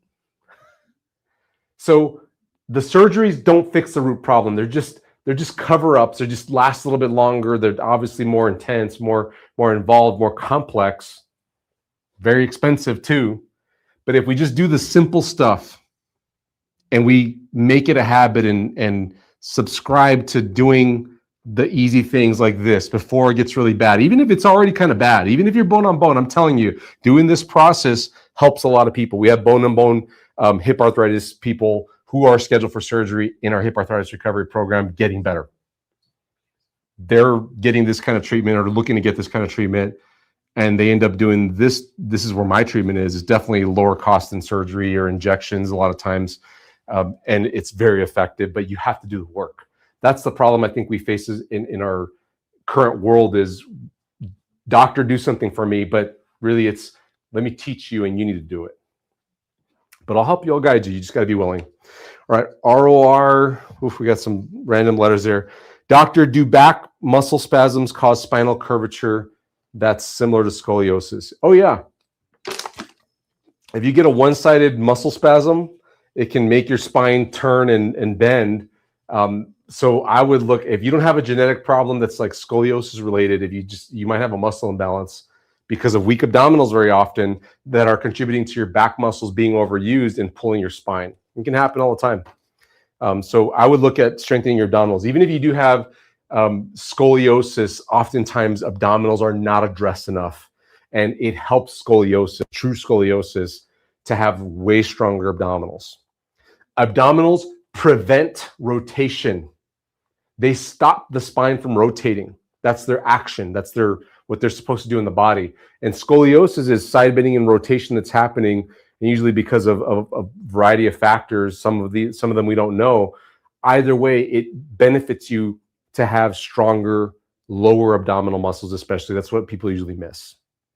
So there you go.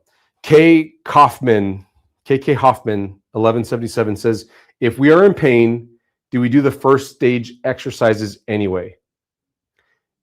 If you're in pain, you need to be doing things that take you out of pain. The ones I have in red here are designed to do that. If your pain isn't that bad, or it's subsided some because you've been doing this, and then you can tolerate the exercises, then you should do that. You should do what your body will allow you to do without increasing the pain. I'm a huge fan of it should not hurt before it feels better. You should not make your hip worse with the expectation that you're going to improve the situation. Your body's hurting for a reason. It's telling you, I don't like this thing that you're doing to me. So you need to be doing the things that feel good to bring the irritation down, because at the surfaces of the cartilage, at the cellular level of the cartilage, we want irritation to be down to a minimum or nothing. Because then your cartilage, which is a tissue that's designed to take forces, it can then take some forces that you're going to put your body through as you do exercises, as you walk. And walking can be productive for you using your glutes if you're not flared up. That's why the offloading and the thigh fidgeting. So don't force your way through exercises. Only do what you can without pain. And it's not clear cut. It's not like I can tell you, oh, well, do the glute activation only, because that might hurt you if you're really irritated right now. That might hurt you. Even thigh fidgeting might hurt some people if you're especially irritated. That's why you should be offloading, because inevitably you have to go to the bathroom. You have to go feed yourself. You have to do things that you're required to do in your life just to live. how are you going to get there? You know, if you're not in a wheelchair, hopefully not, you're probably walking there.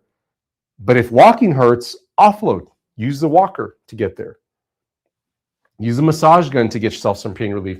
Because if you're taking pain medication or you're getting injections, that's got side effects. It's not really loosening any muscles. You need to be using a massage gun to free yourself up or do some sort of massage. So it's hard to give you a clear-cut answer on that. It's more the guidelines. You have to understand this, the way this program works. GLS 8248 says, I'm in the UK. Do you take WhatsApp calls? LOL, but thanks. I'm still 25 pounds overweight. Well, 25 pounds might be in your range. It depends on how tall you are. We can talk through that though and yes, we do take calls on WhatsApp. I don't have our number off the top of my head. But I don't know what the best way to communicate that. Yeah, well, I guess we'll put it up on the next call, or maybe we'll get back to this comment with the WhatsApp number. What I would recommend is the best thing to do is on our website. If you go to the contact us form, I don't know if it says contact us up top. We have a page where you can type in information, and we can communicate over email too. On that contact us form, just let us know that you want to communicate on WhatsApp, and we'll be sure to reach out to you. But we do have a WhatsApp line somewhere. All right, we got a two-part question coming up next. Just looking for it here. We get so many comments. Thank you guys for bringing it up. RSPJ6968 says, Doc, I need your help. Okay, happy to help. I recently sprained my knee just walking. It didn't hurt till probably 4 days later. I can't walk. Okay, is that it? All right, so what that makes me think is if you just hurt yourself walking, you seriously have a muscle imbalance. This is how muscle imbalances work. Muscle imbalances don't hurt. Think about it. To use your quads more and not use your glutes, you're just going to feel fatigue in a muscle over another, and you're not really going to hurt. But then there comes a point, there comes a threshold where the force of those quads, they're pulling and pulling and pulling and pulling, and then eventually you shift your knee, or you injure the cartilage enough, you irritate it. So it just depends on what happened. You might have a tibial shift. It's something that I talk about on our YouTube videos. Our most popular video on YouTube is about correcting a tibial shift. And it'll feel like a sprain, and it'll hurt to bear weight. And it might just be a matter of shifting the joint into the right position. And then it might click or pop, or it might not click or pop, but it might feel better. But the root problem that's probably setting you up for that tibial shift, because the tibia shifts this way, sideways, it's the muscle imbalance. So I would look to see if you're using your muscles properly, meaning are you walking with your glutes? Or are you not walking with your glutes? Because if you're not, then what the heck are you using? You're probably using your quads. You're probably using not your feet, not your glutes, and not your abs. You need to be using those glutes. Stop overusing the quads. And that's going to put the normal pressures through your knee joint so that you're not hurting yourself just walking. Hope that helps you out. All right, let's keep going over here. We got a few things to fill in. Help you guys out with hip arthritis, avoiding a hip replacement. So we talked about the glute walk. Next up, we got to make you even stronger. So we need to do mini squats. Super valuable exercise to get you stronger. And the way this one works, if you have hip arthritis, the idea of doing a squat might seem like it's too much. I get that all the time from people. But I'm not asking you to do a full range squat. I'm going to go all the way down here like this, where you're squatting, your butt down to your heels. This is not necessary to fix hip arthritis. Now, if you can work your way there, if it's easy and you're not hurting yourself, then great, you can do that. But what I'm asking you to do is just from standing, just slightly bend your knees and dip down an inch or two. And this right here is a mini squat. Now, what I'm doing when I do this mini squat, let me show you from the back. I'm standing up tall. I'm tightening up my glutes. Then I'm holding my glutes tight. They're working here. I'm bending my knees slightly to drop down. And I'm pushing my hips forward. I'm doing a forward hip thrust, then bending my knees. It's that forward hip thrust motion that tightens your glutes back here And maintaining the hips forward while you bend your knees and dip your body down a little bit, that creates the mini squat. What you should be feeling is glutes back here getting tired as you hold this for 10 seconds. That's what I recommend people to do to get that nerve signal down to the muscle and get the muscle cells to all activate all around. You want to feel a burn somewhere in the glute region on both sides as you're doing the mini squat. And then one more key factor that I like to include just to make sure you're getting the most out of this exercise is when you, of course, you tighten up your glutes, forward hip thrust, then bend a little bit, then shove your knees out. This one does magic because as long as you shove those knees out, you're targeting the glutes back here, and you can easily play with the motion because as soon as you bend your knees inwards, glutes don't work nearly as good. But once you shove those knees out and make sure your hips are forward, your glutes are working hard. When I show this exercise to people, the first thing they go is, whew. And that's good because I know that the muscle's burning, we're on the right track. So what I tell people, if you can accomplish this, if you can get your glutes to work, and it's not all quads, because that's the mistake people make is they'll do the mini squat and they'll say like this, and then I'll ask them, where is it burning? And they go, right here. This is working. And I go, nope, we're wrong. You're not doing it right. You need to get it back here. You need to be able to do this squat and say, whoo, it's burning back here. This is working back here. I feel it. Feel it in my glutes. Then we're on the right track. Then this exercise is productive for you. It needs to be a glute dominant mini squat. That doesn't mean you don't feel it in your thighs. You might feel it in your thighs some. You probably will. But I need you to finish your 10-second hold and say, whoo, whoo, feel it back here for sure. And then when you do the next rep, same thing. You feel it back here. There's going to come a point, especially if you're early on and starting this exercise, where on your 8th or 9th rep, maybe 10th rep, you're saying, okay, the glutes got tired for sure, but now this is working harder. Stop at that point. You've reached your threshold of what your glutes can do today. As you continue to practice this exercise, you'll get your glutes stronger. They'll be able to endure more reps, and that's good. That's what you need to go for. But you need to stop when your thighs are taking over because now you're working at your thighs. You're feeding the imbalance. It needs to be a glute dominant mini squat. Now, coming back over here, you might be at the point right now where you can go straight into the mini squat. If you feel that your glutes are active well, they're activating, you're not in a ton of pain, maybe some, but you're not in a lot of pain, and you don't feel like you need to offload, you're able to hold on. I would still do thigh fidgeting. I would still use a massage gun, but you need to have confidence that you're using your glutes properly when doing this mini squat and that you're able to glute walk as well. You have to be able to do that. If you can't consciously activate your glutes and you're trying to do these two exercises, you're going to have more hip pain and you should not proceed. This is where I think a lot of physical therapy treatments end up hurting people, is because the physical therapist is thinking, well, you're not in as much pain because maybe we've done some pain relieving stuff. Let's get on the treadmill. Let's do some small exercises. And then you end up hurting worse because you're not using your glutes properly. That's a key milestone in proceeding, in making your way through progressing through hip arthritis recovery. If you don't do that, you're not going to win. I tell all our clients that. All right, number 9. This one's one of the most important. Glute aware movements. Let me tell you what I mean by this. Movements. Glute aware movements just means that now you've been hopefully practicing glute walking. You've been doing some mini squats with your glutes. Now you need to translate the use of your glutes into your everyday activities. So what you have to think about is, okay, you're heating up food in the kitchen, you're cooking a meal, you're washing dishes, you're preparing food. As you walk through your kitchen to do those things, you go from the stove to the refrigerator, to the table, to the counter, to the trash can, to all the different places you're going to go. You're using your glutes. As you squat down to pick up the food that you dropped on the floor as you're cooking your meal, you're using your glutes.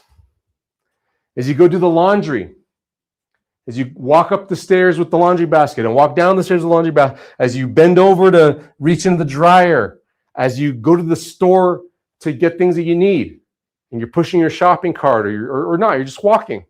As you walk through the parking lot to some place that you're going to, as you're outdoors walking, as you walk the dog, as you're with your family, as you get up out of a chair and sit down in a chair, use your glutes. You should be using your glutes always. This should be the normal thing that you do. You should have conscious activity on using your glutes. You should be consciously thinking about making your glutes work. You need to be obsessive about this. If you don't do this, if you don't go through a period of time where you're obsessing over using your glutes in your everyday motions, then by default, you're going to revert back to using other muscles, the muscles that you compensate with, and you're not going to use your glutes, then you're going to be feeding back into the muscle imbalance. And that sets you up to just get worse and end up needing more expensive treatments that are more severe, more complex, and don't have a long-lasting effect. They don't fix the problem for the long term. They don't truly help you prevent the hip replacement. They walk you into it because you're feeding the muscle imbalance. You have to use those glutes, guys, in everything you do. I mean, simple things like at the gym, when you go to the gym, you need to be glute focused. As you're doing lunges, as you're doing squats at the gym, as you're walking, as you're using a bicycle, it should be glute dominant. You need to be thinking about living your life glute dominant from here on out in order to prevent the hip replacement. And it's boring. It's boring. I get it all the time from people, but the people that do it well in our hip arthritis recovery program, their mind is blown. They're saying, oh my God, we did a talk with Barry recently, one of our members who's raking the leaves in his backyard, something kind of mundane and boring, but he's using his glutes to do it, and he's able to do it now, whereas before he was going to have surgery.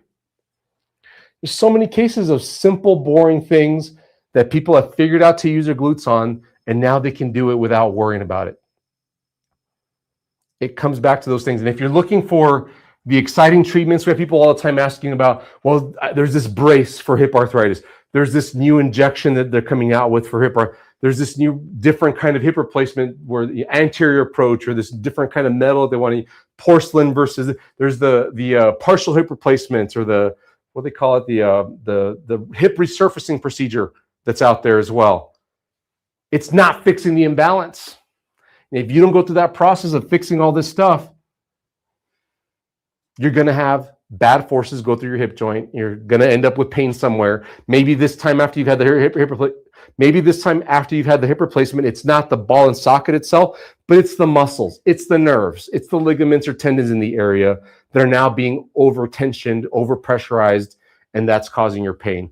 But if you figure out how to get yourself glute dominant in all your everyday movements, just be aware of using your glutes in everyday movements, then you're going to be able to you're going to feel great and not have to have a hip replacement. That's where we're in phase 4, our maintenance phase, where you can walk as long as you want. You know that your glutes are active all the time. Here it says glutes always flex on. In other words, you have conscious control on command, and they endure all activities. You don't have night pain, morning stiffness, or day pain. You go months without it. That's where you get to that level, but it takes that glute awareness in your everyday movements. All right, guys, I hope this makes sense to you. Ask questions in the comments if it doesn't. Guys, we have the helpline available. I'm going to be on with you guys a little bit longer here. That's the end of my talk here, but I still want to help you guys out if you have comments, questions. Our helpline is right here, 915-200-4159. I want to make sure that you have your questions answered and that you don't get stuck with this process, or if you have questions about our hip arthritis recovery program, I can answer that as well. I wanted to show you guys before I get too far into it, but we have a free quiz on our website where you can figure out what phase you're in our program, and then we'll send you a report that is associated with the phase that you're in. So like this one says the number 1. This one's for knee. This is for knee, but we have one for hip too. And we'll send you phase 1, 2, 3, or 4, depending on what phase you're in. And it's got information about all the other phases in there too. And it's got exercises you should work on. This is all free. You just sign up for it on our website and we'll email it to you. And then we've got a case study that we can send you as well for hip arthritis recovery. This one's for knee. Sorry, I didn't get our hip ones out. but we have a case study of all the treatments we did for a hip arthritis case. I've written it all down. I've published it in our ebook, and you can download it for free as well. And then we have phase 1 of our hip arthritis recovery program also for free on our website. So I got a ton of free resources for you guys. I just want to make this easy for you to fix your hip arthritis and avoid a hip replacement surgery. So we're going to go next, guys. We're going to answer some questions, or all right, we got comments to answer. Let me just cool off a bit and get a sip of water.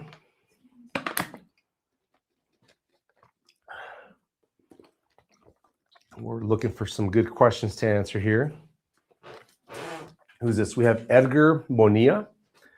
Exercises for plantar fibrosis. Maybe you mean fasciitis? That's a tough one. That's a loaded question. With plantar fasciitis, I'm going to answer fasciitis because I'm not sure that you mean that. It might have been auto-corrected. But when you think about plantar fasciitis, there's a lot of concern over the plantar fascia, which is a tissue, a very thick tissue that runs from the heel bone. It's on the bottom of the foot. That's what plantar means. And it fans out in towards the toes, and it helps to support the arches of the foot. But the idea with plantar fasciitis is it's thought that it becomes irritated and you start to get a heel pain like right here.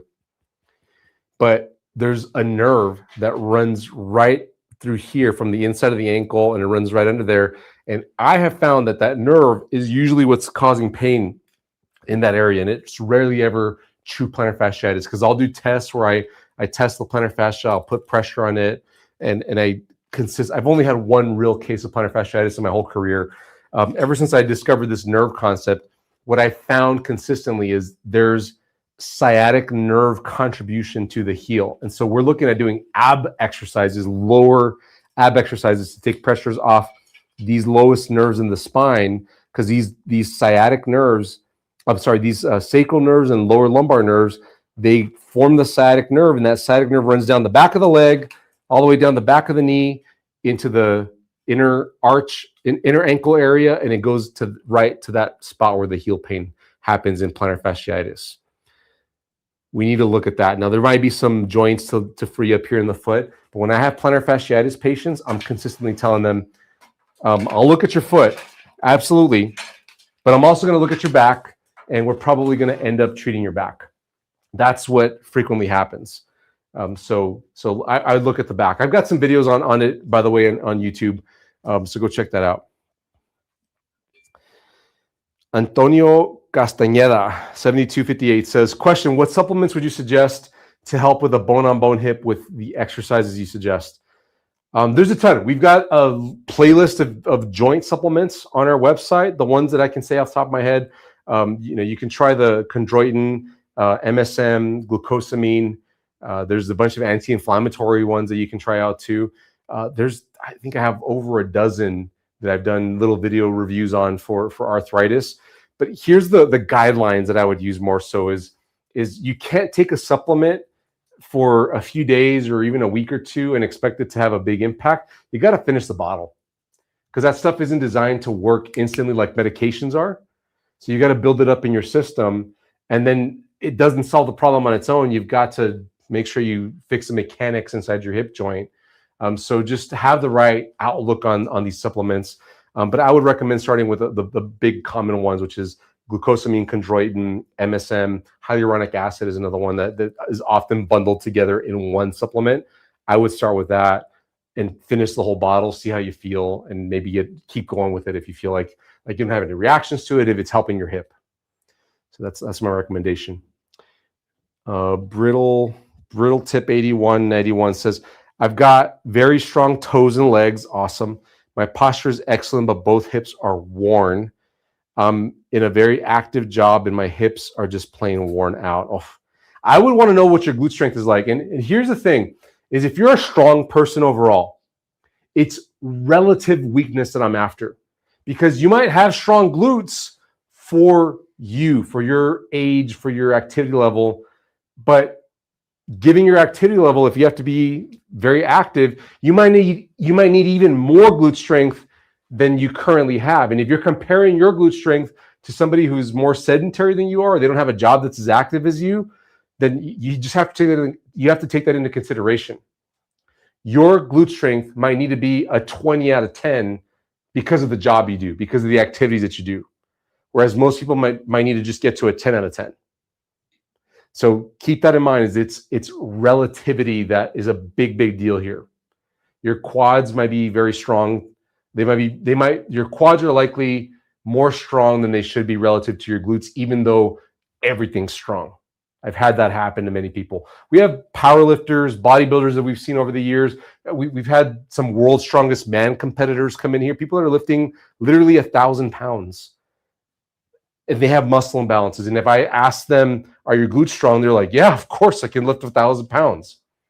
But then when I do the tests, because we do in-house testing here, I tell them your glutes aren't as strong as they should be, but your quads are over-dominating, your hip flexors are compensating.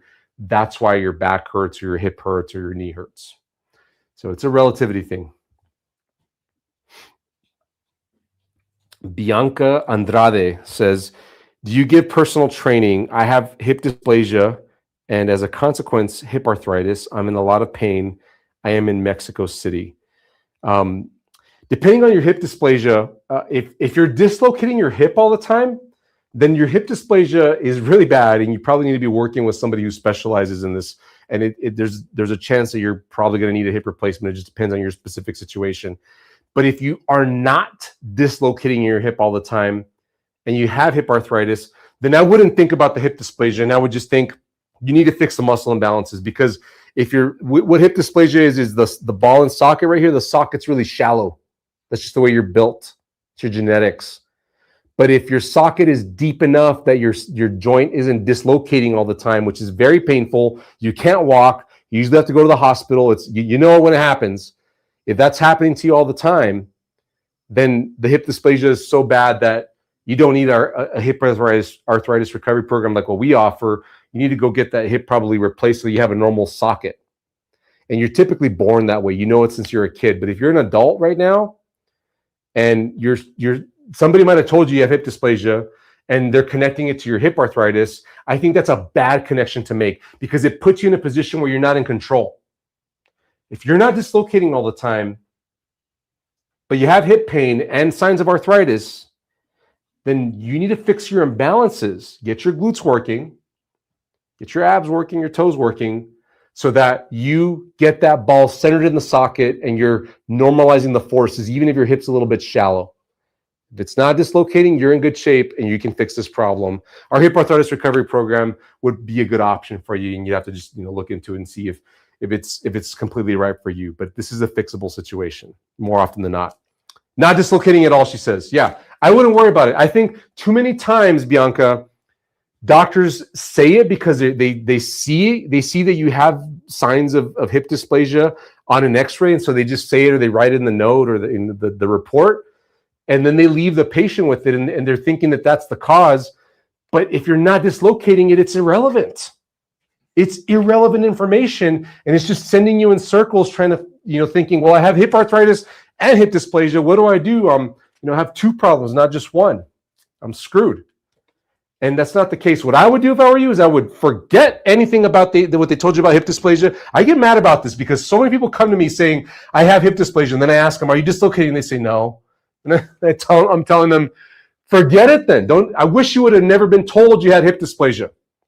They should have never said anything to you, because now it's in your head and you're thinking you need some special treatment, and you don't. You need to fix your muscle imbalances, because that's what's going to fix you. I'm not mad at you, Bianca. I'm just mad at the situation in healthcare. You guys get told things that just make you think about it wrong, and then put you in a position where you're not able to fix it because you're thinking that I'm born this way. What do? I'm going to have surgery. No, you don't. You need to go get your muscle stronger, fix the imbalance. First, stop irritating it. Go through this process that I'm talking about here, and you're probably going to be just fine. I'll leave it at that, Bianca. Hopefully you get better. Liz Lyons, PhD. Hey, Dr. Lyons, I've seen you here before. What do you think of near infrared and infrared treatment? Good. I think I liken this to, what was the other question I got earlier? It was a similar, yeah, cold laser was the one that they talked about. I put it in the same category as cold laser, shockwave therapy, ultrasound treatments, all those. They're not fixing the root problem. If it gives you some pain relief, then great, but it doesn't teach you to use your muscles better. It's not teaching you how to walk with your glutes better, how to use your glutes in a mini squat and your everyday motions, because that's what's going to give you the long-term relief to avoid a hip replacement. But it might be something to do in this section over here while you're offloading and thigh fidgeting and massage gunning. That would be a time to use the infrared treatment at that time. You just have to have the right understanding about it, that it's not going to fix the hip arthritis. It's not going to center the ball in the socket and normalize the pressures in there. That's what needs to happen to fix hip arthritis, to avoid a replacement. You need to change the mechanics. Lasers and infrared and heat lamps don't do that for you. They just ease the pain. And I like that. That's better than medications, but it's not the full solution. Hope that helps you, Dr. Lyons. All right, we got a big comment coming up. What have you guys got? Pele 9031 says, if I have hip and knee arthritis, both very painful, will PRP or stem cells help? I'm desperate.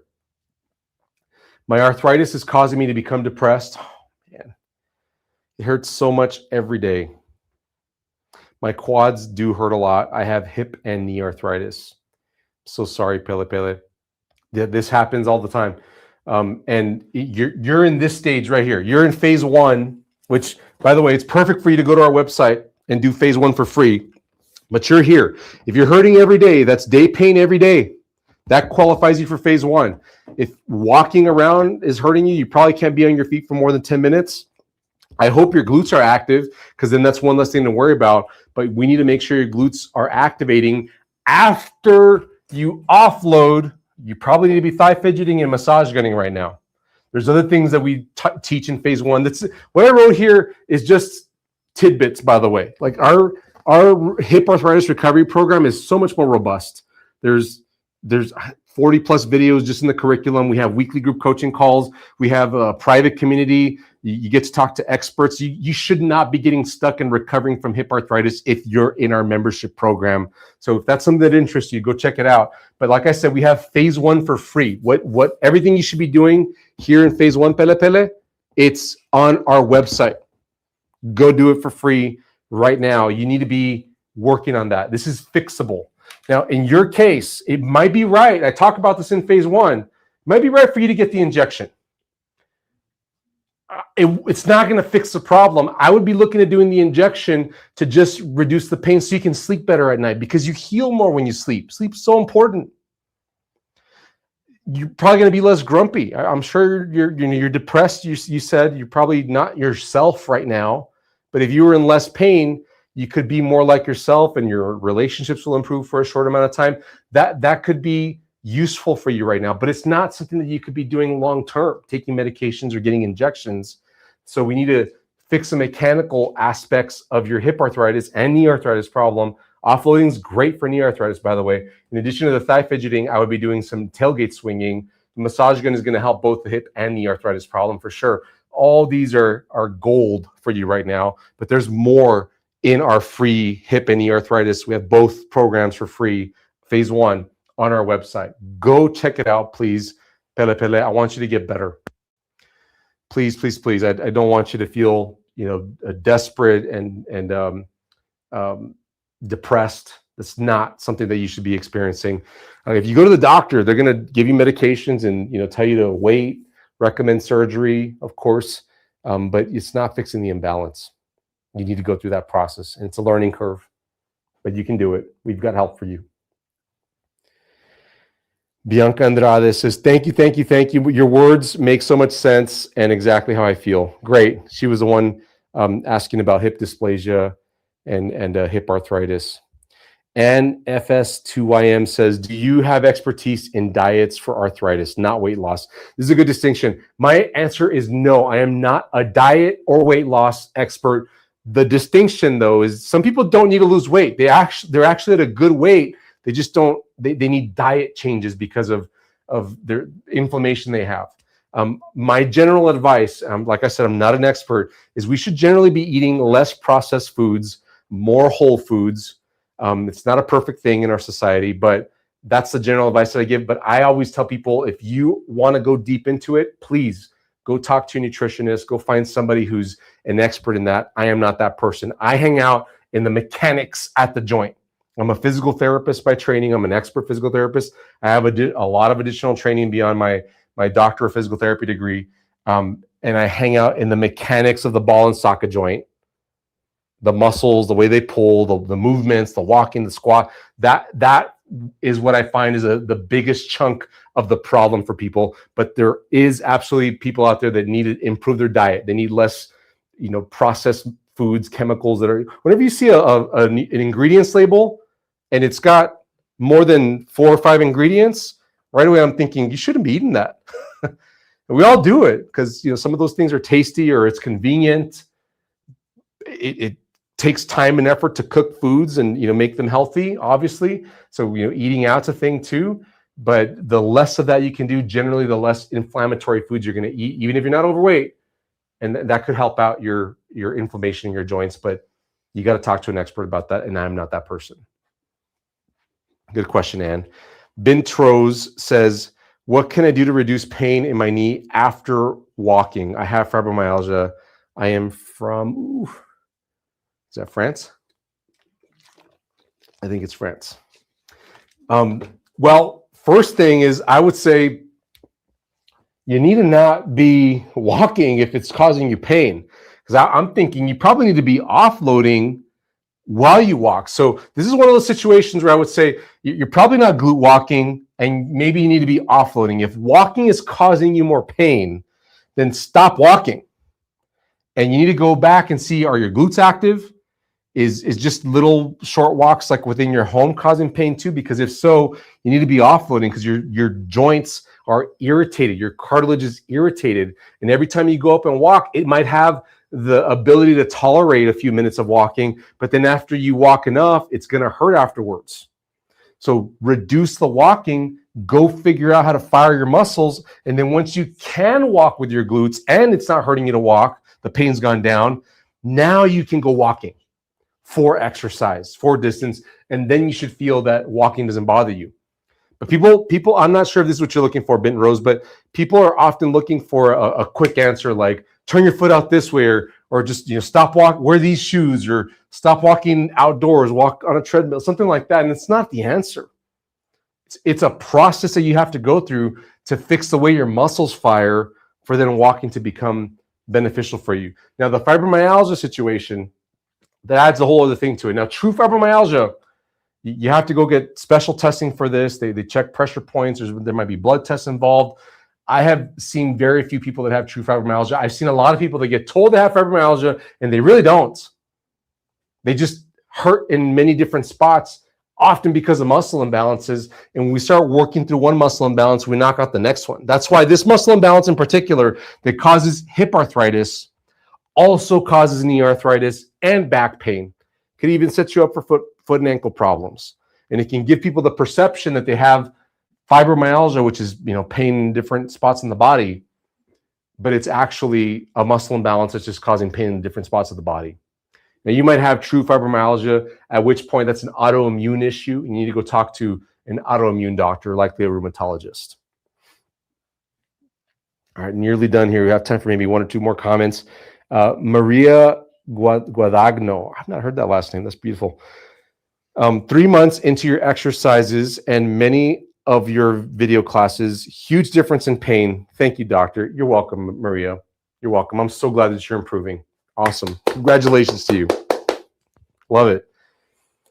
Maralib1 says, I'm a power lifter, can squat pain-free with knee sleeve, but I have meniscus issue. Any tips? Should I stop squatting? I do powerlifting myself. I do squats, deadlifts. I'm not big on bench, but I'll do it from time to time. And I personally don't like to use sleeves. I don't like to use the belts because what I think about, I'm not trying to compete, first off, but what I think about is I want my body to work the way it's intended to. This is just me. If you're in competition, you might need to use some of these devices to push yourself to compete. But my thought is you probably have an imbalance, because when you're maximally lifting, you get what's called the co-contraction. Everything works. But in your training, while you're preparing to then compete, what I would be doing if I were you is I would be making squats and deadlifts as glute dominant as possible. And that would mean you don't use the sleeves, you don't use the belts, the support belts for your back and waist. I would try to train that way. That's my personal preference. You do what you want to do, of course. And then as you're ramping up, leading into the final weeks before your competition, then I would start pulling those things out, because you're going to co-contract. And I would judge if it's healthy for you to be in that situation where you're potentially running into pain. I'm big on that. Like I want to live my life to be as old as possible, feeling as good as possible, able to get around. I want my last day on earth for me to be a very active day. And I did things that I love to do, and my body didn't stop me from doing it.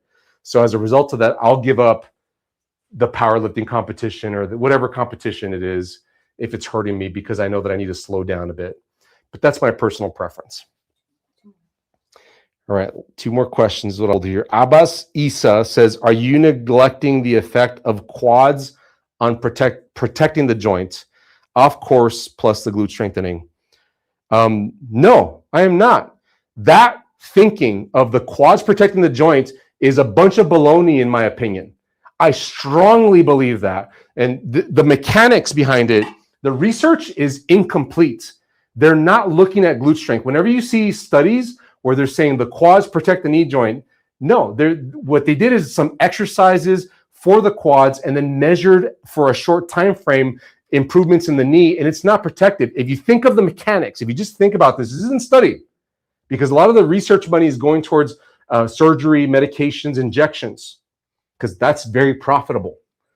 But if you think of the way the quads act when they pull on the kneecap and they pull because of the tendon, it pulls the joint, there's a bunch of compression happening. I mean, I can explain this to a 5th grader. It is over compressing the knee. And when you activate the glutes, and if you think of the way that co-contractions happen, the reciprocal inhibition happens, I can get into the weeds of this stuff. It offloads the knee. Explain protecting the knee. What does that even mean? How do we protect the knee? What does that mean? I've had so many conversations with people over the years of protecting the knee, but if you're compressing the knee because of gaining more quad strength, in my opinion, adding more compression, that just feeds into chondromalacia patella and meniscus tears, and eventually over years and decades of time, osteoarthritis, and same thing up in the hip. We're tearing labrums, we're tearing meniscus, and we're screwing up hip and knee joints by adding too much pressure in hopes of protecting the knee by doing more exercises. We're hurting people doing that. And there's research studies out there that are poor quality, not complete. They're not checking what the glutes are doing. They're only looking at quads. And we don't have good measures of pressures in joint. We're in the stone age of medical research, if you think about it. We do surgery very well, but preventative stuff, not so well. And this stuff gets pushed out in schools. It gets published into books, and it doesn't work. And if you look at this stuff that I'm doing here, and you look in the comments, people commenting on here saying they're feeling better, try it. Do it. Before you come in and say, you're missing protecting the knee by strengthening the quads, you got to look at the evidence here of what we're doing. Because the research evidence, the scientific evidence is incomplete. There's nothing about how the glutes are helping the knees. It's not studied. Because it's not studied doesn't mean that it doesn't work. It's just not studied. We don't know. It's not proven. We don't know. It's not been studied. The lack of research in an area doesn't mean that research in another area that kind of sucks, that's valid. You have to look at the whole picture here.